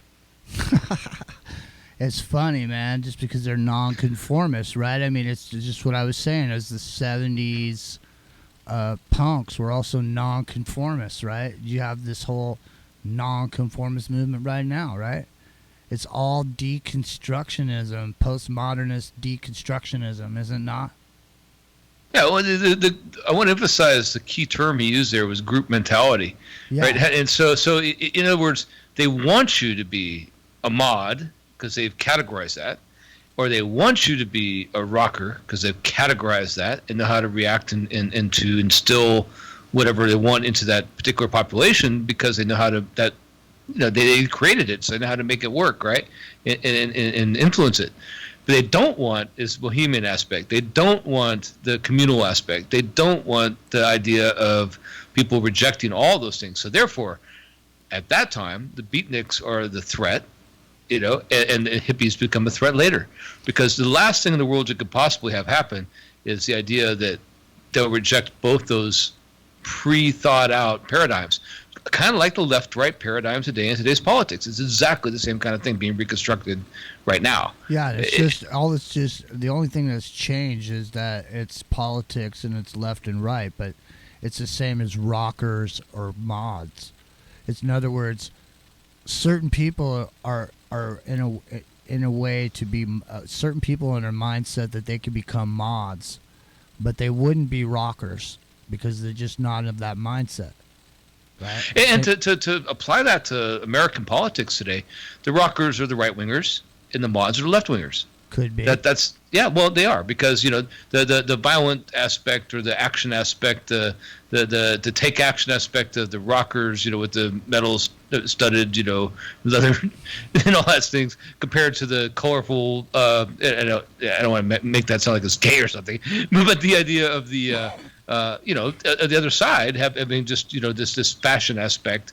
But because it's all designed for them, it's not real. But the thing is, ultimately, the Bohemians were the opposite of all those. Right, but that's what we're saying, is that they throw these norms out there, or they throw these archetypes out for people to latch onto, and then so let's say they throw out a Brando. And in the Wild One, and when they're in that bar and the bikers are busting stuff up, they all talk like beatniks. They're like, "Hey, babba bob, what are you doing, babba boo bob?" And stuff. It's funny, man. I mean, that's a funny that's a funny scene in that movie when they're all trying to get some sodas and this old man's working the bar. And these 3 or 4 young dudes are like talking to him in beatnik language, and he doesn't know what the hell they're talking about. He's like, "What the hell are you kids talking about?" It's like that. But the same thing, right, is what we were talking about, is like these counterculture movements that we see seem to all derive from a source. The source is even if it originally was an organic source.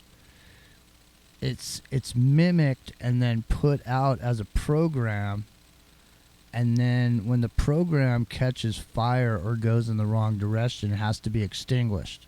So once you start getting people coming together as a people, once you start getting people to recognize, just like both happen in these movements where people are living on each other's floors and trying to make it and just doing what they like, being artists and stuff and all this, right? So the thing is like you get these niches that seem like you're a rebel, but realistically the rebel character was somehow put in front of you somewhere to make you want to be a rebel in the first place, no?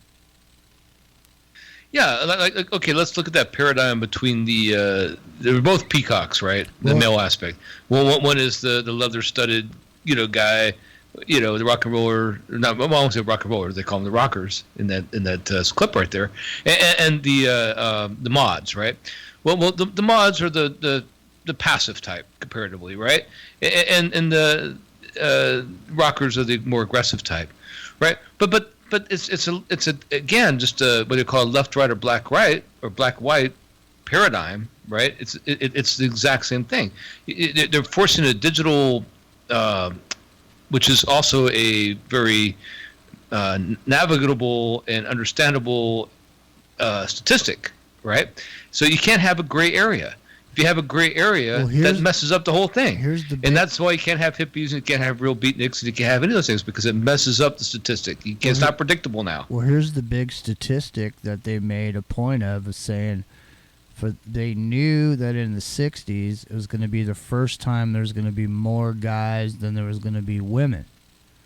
So that they had to start making the guys stand out somehow. But somehow, in the way that they're making them stand out, there's a certain flamboyancy to it that subsequently could have been a sort of covert movement in a certain direction, realizing that there's going to be more men than there is women. And listen, sexual tension in a country can cause wars, man.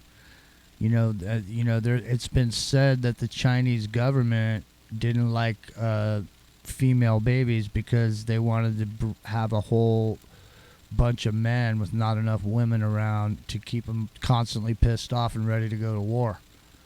And so, that's no joke. I mean, that's a serious thing. But the point is that subsequently these mods, what did they turn into in the future? I mean, we've got, like I said, these beatniks. They had a particular person. They were called a hipster, right?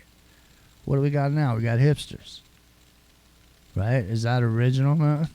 Walking around with no socks? I mean, it's the same. Not at all. Is that the same? That's the same bohemian shit that was going on back in Greenwich Village, wasn't it?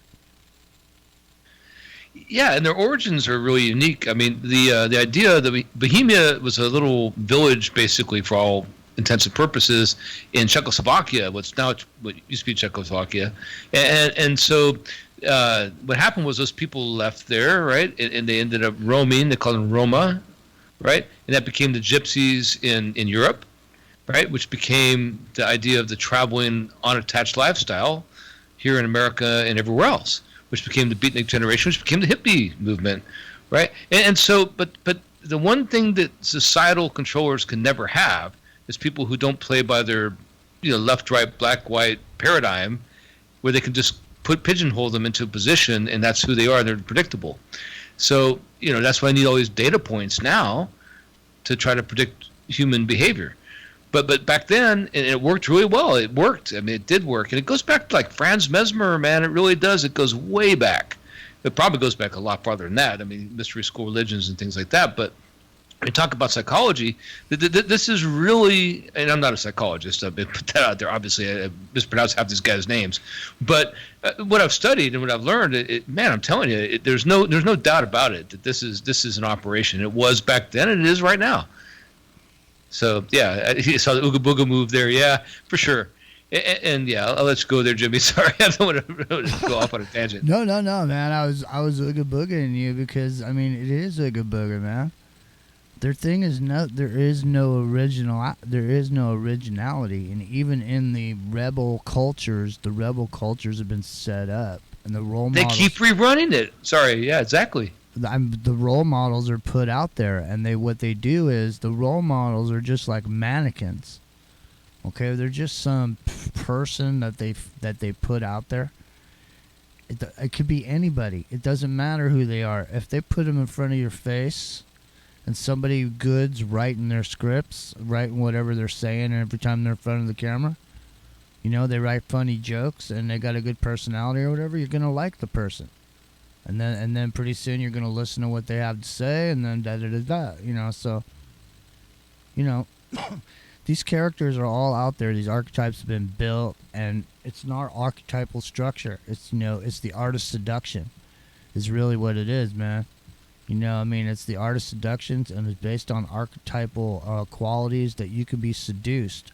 And from a psychological standpoint, from technology and the way technology has been programmed, and the way AI works, and the way the social engineering works, and the way your emotional temperature is completely and totally controlled and taken every millisecond, there's no doubt that this information that we're talking about, these psychological programs and these niches that they push people into, or these seductive characters that they create for people to follow, are all based on your own, responsive to whatever archetypal structure you're going to fall under, because you are attracted to that particular archetype for whatever reason. We can go into the archetypes, but there's a good book by a guy named Green called The Art of Seduction. It's the most heinous, evil book ever written in the history of mankind, because anybody that reads that book could literally manipulate anybody, because it's that detailed. And it's, it was mostly written for people going to the bars to be able to, find their mate or whatever. I'm just going to lighten it up and say that, but I'm just going to say the information contained within that book is heinous, man. It's Bugs Bunny, right? It's Bugs Bunny in that one episode, several episodes actually, where he has a line. He leans back. Imagine the animated Bugs Bunny. Psychology. Right? That's exactly what it's doing. It's exactly what it is. No, weaponized psychology is the biggest threat to humanity there is. It really is. It interferes with our cognitive liberty, our ability to think for ourselves and do what we want. And it's being electronically enhanced, and there's all kinds of issues we have to deal with on that. But when you see it, I mean, okay, look, man, this whole beatnik thing happened in the 1700s. It happened in the 1800s. It happened in the 1900s. It wasn't called beatniks. It was called something else, right? But the whole thing is, it always has happened. And it became the hippies in the 60s, and it still keeps happening. And along the way, what it is the pendulum spinning, or not spinning, but going back and forth, right? Where, one side tries to exploit the weaknesses of the other side to try to sway public opinion and try to gain a permanent majority rule basically over the mind of man, right? And eventually, at some point, people will swing it back the other way. That's the way it's always worked, and it's worked to this day after all these hundreds of thousands of years that mankind has been here. But now there are tools being used to try to sway it even more. And we're talking about like archetypes. I mean, this is exactly right. This is Carl Jung, and this is really Joseph Campbell. Joseph Campbell, Hero's Journey, and the Power of Myth. Right, his books, great books, by the way. Everybody should read them, and they're awesome. I mean, Psychology 101, yes, but it does explain exactly how this path that, these are things that appeal to every man. When they say the term the everyman, that's what they mean. It applies. It goes subconsciously. It's in your dreams. When you dream at night, you're actually fulfilling. I'm going a little off track here. Major Tom, call me back in a little bit, but that's what it is. Major Tom. No, I'm just kidding. No, sorry, I had to mute when I laughed. But yeah, for real. But this whole thing, when you look at this was inevitable. I am convinced, right? This 1957, 56 or 57 thing in Paris with all these people who became the progenitors of the beat movement was an operation. It followed up in 1962 at Stanford University, and there's absolute proof of this. I mean, 100%. And then there's an occult aspect to this that ties into not only weaponized psychology, but weaponized magic. And we'll get into that in another show. Because it's amazing, amazing stuff. So. Well, I mean, listen. So a lot of the things that we, because I read all of these books, I read On the Road, I read Bukowski. You know what I mean?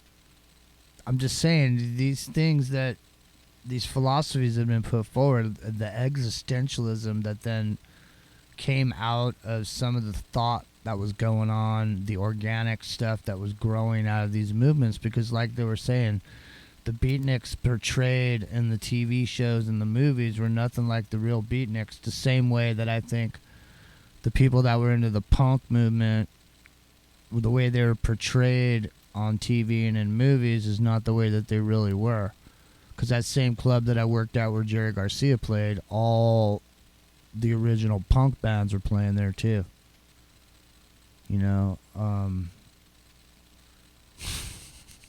I don't know. Anyways, my name is Jimmy. It's Into the Microcosm. We're getting into the deepness and the thickness of the counterculture once again. And what was I going to go get? Oh, I know what it was. The mind parasites. And I find this existentialist very, very influential, in my opinion. I turned you on to him last week. What'd you think of Colin Wilson? I'm amazed that I didn't read his book, because The Outsider sounds like a book I would really like. And he is he's attuned to the very things we're talking about. Obviously, he knows a lot about this. He knows how it's being used as a tool. He knows how it can be used as a good tool as well. But it's also about how when you look at things that are what they call it esoteric, right? But he's an esoteric guy. He's looking at what we call occult knowledge, right? And occult just means it's hidden. It's not there for everybody. But when you really read into it, he's at least being legitimate about it. I mean, this guy committed suicide but failed, right?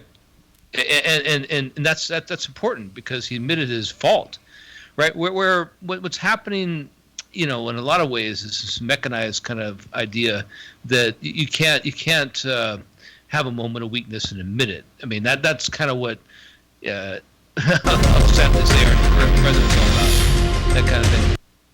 Oh, I hear some rumbling in the background. Sorry about that, man. Sorry about that. But Mr. Wilson, I do like his analogy of things. For a while in this tiny flat Debbie had in Little Italy in New York.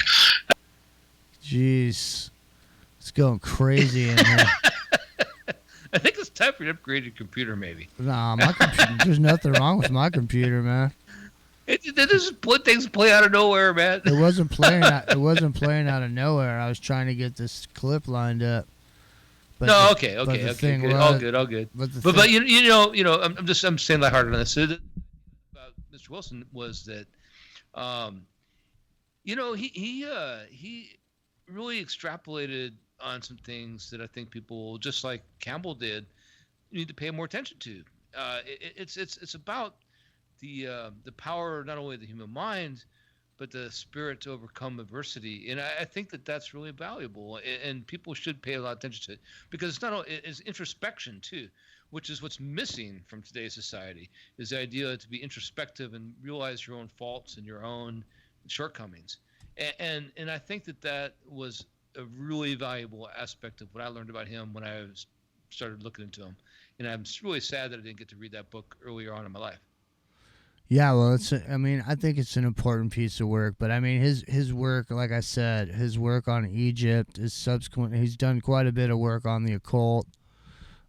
He's a big romantic. He's a big would experience these exquisite moods of sort of universal perception in which everything was self-evidently good, and in which everything in the universe seems to be connected together. Was the most valuable experience of my whole life, that he had taught me the real problems that I'd been writing about in The Outsider. Well, much of the history of mystical, shamanistic, psychic training has to do with curing oneself of forms of what we might think of as insanity. It seems that you went almost through a shamanistic initiation here. Well, I don't know. I'd always, you see, even in my early teens, had these problems of suddenly waking up in the middle of the night and having this horrifying vision that life is completely meaningless, or just thinking about something like the depths of space and realizing it's got to come to an end somewhere, but apparently it doesn't, and then suddenly getting this terrible feeling that maybe life is a total delusion. Now, to begin with, I think in my teens, G.K. Chesterton once said that in his teens he saw hell. And I really think I did too. I went through, extreme depressions, glooms. There was one occasion on which I decided actually to commit suicide.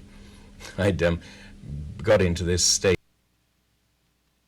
of, I was working as a lab assistant at the school, and I got this feeling that what would happen was that I'd make tremendous efforts to push myself up to a level of optimism. I'd do it in the evenings, by reading poetry, thinking, writing in my journals, that I'd go back to the school the next day and right down to the bottom again. And this was the feeling of the mind parasites. There's something there that waits until you've got lots of energy and then just sucks you dry like a vampire. And this sudden feeling that God was making fun of me made me feel one day, for God's sake, let's not have any more of this nonsense. I'm damned if I'll be played about with like this. Let me kill myself. And immediately I felt this. I felt a curious sense of inner strength. So I went off to night school, quite determined that what I was going to do was to take down the bottle of potassium cyanide from the reagent shelves and drink it. I knew that cyanide burns a hole in the bottom of the stomach and kills you within seconds. Well, I went into the classroom quite determined. There was a group gathered around the professor at the desk. I went over to the reagent shelves, I took down the bottle of potassium cyanide, I uncorked it, and as I started raising this to my lips, I suddenly had an extremely clear vision of myself in a few seconds' time with an agonizing pain in the pit of my stomach, and at the same time, I suddenly turned into two people. I don't mean that literally, but I mean that there was I, and there at the side of me was this silly, bloody little idiot called Colin Wilson, who was in a state of self-pity and about to kill himself. And I didn't give a damn whether the fool killed himself or not. But the trouble is, if he killed himself, he'd kill me too. And quite suddenly, a terrific sense of overwhelming happiness came over me. I corked up the bottle, put it on the shelf, and for the next few days was in total control of my emotions and everything else. And I realized suddenly that you can achieve these states of control, provided you put yourself in a crisis situation. And that's why throughout The Outsider, I keep saying the outsider's salvation lies in extremes. You focused in your writing somewhat on the works of Gurdjieff, who tended to push people into exalted states of consciousness by using a similar method of pushing them to extremes. Yep, well, you see, the basic point about the philosophy of Gurdjieff, and I suppose, about my own basic ideas, is this recognition that we have inside us what I call the robot. It's called a sort of robot valet or servant who does things for you. So you learn something like talking French or driving a car or skiing or whatever, painfully and consciously, step by step. Then the robot takes it over and does it far more quickly and efficiently than you could do it consciously. However, the important thing is not to interfere with the robot once he's learned it, because you completely screw him up if you do. Now, the problem is the robot does all these valuable things like talking French and so on for us. The trouble is he also does the things we do not want him to do. We listen to a piece of music, it moves us deeply the first time. We read a poem, we go for a country walk, whatever, and it moves us. But the second or third time you do it, the robot is listening to the music or reading the poetry or doing the country walk for you. I said I've even caught him making love to my wife. And this is a real problem, that the robot keeps taking us over and doing the things that we would rather do. Now, Gurdjieff recognized this. He talked about the machine. Gurdjieff, of course, would walk into, let's say, the dormitory of his students at midnight, snap his fingers, and everybody had to be out of bed and in some complex position within 2 seconds flat. And obviously you would keep people at a certain level of tension by doing this. Do you remember that Sartre said that during the war, when he was in the resistance, and he was likely to be arrested and shot at any moment, he'd never felt so free. And obviously you wouldn't in these circumstances. You keep your energy so high because of your sense of crisis that you would feel far more free. Now, this is clearly the secret of freedom. Keeping your energy so high that the robot, who's a bit like the thermostat on the wall, which turns on quite automatically when your energies drop below a certain point, and then suddenly, without even noticing it, you're living mechanically, robotically, instead of with a real you. And the interesting thing is that it's only a matter of 1 degree. Therefore, if it's just 1 degree to turn onto the robot, it's only 1 degree of effort to turn the robot off. There you go, 1 degree. 1 degree, Epic, to turn it on, 1 degree to turn it off. And that's so true what he's saying there about the robot taking over. You know, where you used to find beauty in seeing the sunset, you've seen the sunset, now the robot took over, now the sunset doesn't mean as much as it did to you, you know what I mean? Yeah, well, I think that I've seen this firsthand with when I was in submarines back in the 80s. And I'll say that, like, back then, like, the war clock, if you want to call it that, whatever you call it, the DEFCON state was always 1 degree above what it was for the public. So if it was DEFCON 3, it was DEFCON's probably reversed, but it was always 1 DEFCON above what it was for everybody else. So basically in submarines, you're always in a state of war, and if it gets raised above that, you're in a state of war plus, right? And that means you're going to do things you wouldn't normally do. Okay, so the idea is that to keep a top caliber defensive force or offensive force, you have to, in a military aspect, you have to make sure you're constantly under stress. You have to make sure that not only that stress is manageable, but it's used as a tool to manipulate you to be able to perform when the time becomes, becomes obvious. You have to use it, right? So you can't have somebody at a missile command headquarters doubt they have to turn that key. You can't have somebody in a ballistic missile submarine doubt they have to, fire those missiles. You can't have somebody in a fast attack submarine like I was doubt they have to shoot that torpedo and sink that Russian ship or that submarine or that whatever target it might be, right? So you're always kept at a higher level than what's really necessary, because you have to make sure that person is able to do what they need to do. So you're always really 1 step above what needs to be done, right? So it'd be Well, ridiculous things. the thing about it is, though, is when you keep somebody on a stress level like that, what's happening is the adrenal glands are going, everything's going, and so you got a lot of stuff that goes on internally from a functional standpoint, inside the human body. You're an addict. You're addicted to adrenaline. But yeah. the point I wanted to make is I spent a lot of my career in telecom.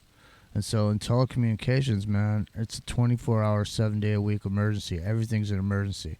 So at the point that everything's an emergency, then that's the baseline. So it's not really, you call me up and say it's an emergency. Well, everything's an emergency. It's not more important. So then it gets escalated. Now, now it's not an emergency. It's a crisis.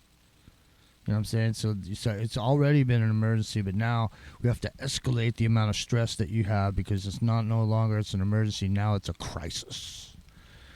So there'll always be no matter how well you get used to it being an emergency, then there'll be a crisis, and you get used to being a crisis, then it'll be a, extinction level event or whatever. I mean, it's always going to be something that you out there that keeps you under the stress.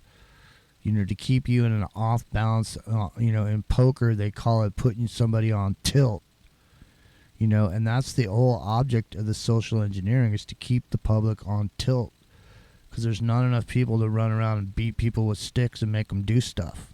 They got to use social engineering through the media, books, pop culture. They have to use that to control and shape the minds of the public. Okay, and unfortunately, the people in charge aren't necessarily ones you want inside of your brain, are they, Epic? Not at all. And you're so right about that. The whole idea of trying to keep people at a stress level beyond what they can naturally endure, right? Because it's called a stretching exercise in corporate America. It's about the idea of stretching your abilities. And whatever, but no, what they're doing is they're trying to keep you on edge. By keeping you on edge, you're unbalanced. And when you're unbalanced, you make decisions rapidly and not necessarily informed, right? And what do you do when you're not necessarily informed? Well, what you do is you go towards a leader, right, who can tell you what to do because I'm too frazzled to think for myself. And that is what we're seeing manifested today in politics around the world. And it's because it's been learned. It's been learned by these people we're talking about in this program today. Exactly the very things that they did, right, to stretch the social mores of society, right, to make sure that, you had to think about it, right, where things would be repulsive maybe to think about previously. I mean, the poem, the Howl, who would have read that on their own? Nobody would have read that on their own. It was only because it became a civil rights issue, it became a First Amendment issue, that people even looked at it in the first place. They don't want you to read it. But so you're going to read it. So you're going to read it now, okay, right? Hey, hang on 1 second, man. All right? I'm gonna roll something here. Hang on. And then I got 2 things I'm going to roll. Hang on, Epic. My name's Jimmy. That's the Epic Journeyman. This is Into the Microcosm.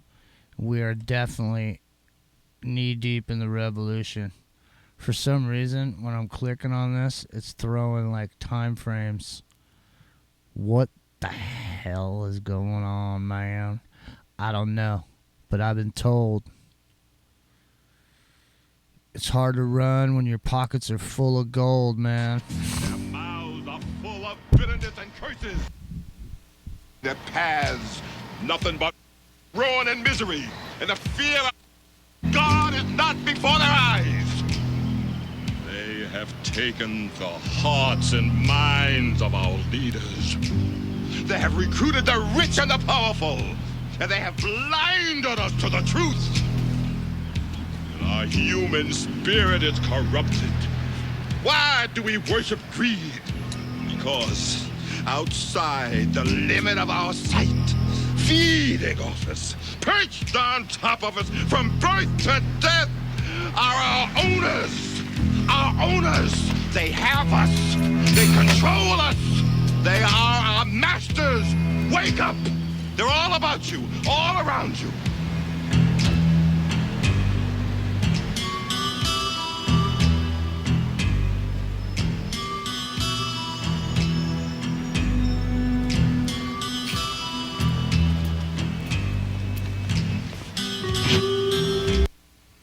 My name's Jimmy.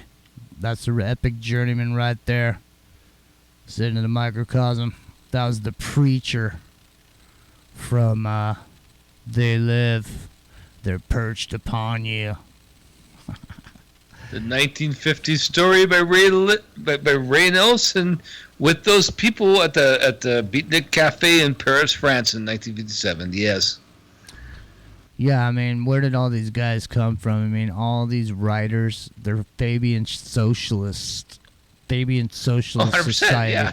Yeah. So yeah, I mean, absolutely. there's no question. So if you're a member of the Fabian Socialist Society, out of the let's just call them thousands of people that write books, you just happen to be the ones that get published, and nobody else can. You know, it's like this insider track. In other words, hey Bob, you're a really good writer over there. I tell you what, if you come over here and join the Fabian Socialist Society, tell you what I'm going to do. I'm going to get your book published, and then I'm going to get you some promotion, and then I'm going to get you out into the public eye, and so you can sell some books. Okay, it's not that there's not 10 million other writers that may be just as good, but that just happens to be the one that you heard of because somebody published it. And before that, they didn't publish it. So that's what makes the internet so powerful right now, ladies and gentlemen. It's almost an organic situation that's been lost control, and they've been trying desperately for the last 3 or 4 years to get control back. Because it got out of control organically, what was going on the internet. So now things have gotten back sort of semi under control with the censorship aspect of what's been going on people's platforms that they provide people free space to do what they're going to do, but their rules have now turned around and become censorship. Just like Amazon deciding not to sell your book is censorship. They don't need your money. Just like PG&E turning off my power the other day for 12 hours, 12 to 12, for no reason whatsoever. There's no fires anywhere near me. And, you know, but the bottom line is they can do whatever they want because, you know, they're a monopoly. And I have no choice in the matter. So when they want to turn it off, they just turn it off, and that's it. And you're sitting in the dark with your thumb up your hiney, wondering what the heck is going on, man. Wondering where's that $39.95 you used to pay for your electricity. Now it costs $250, man.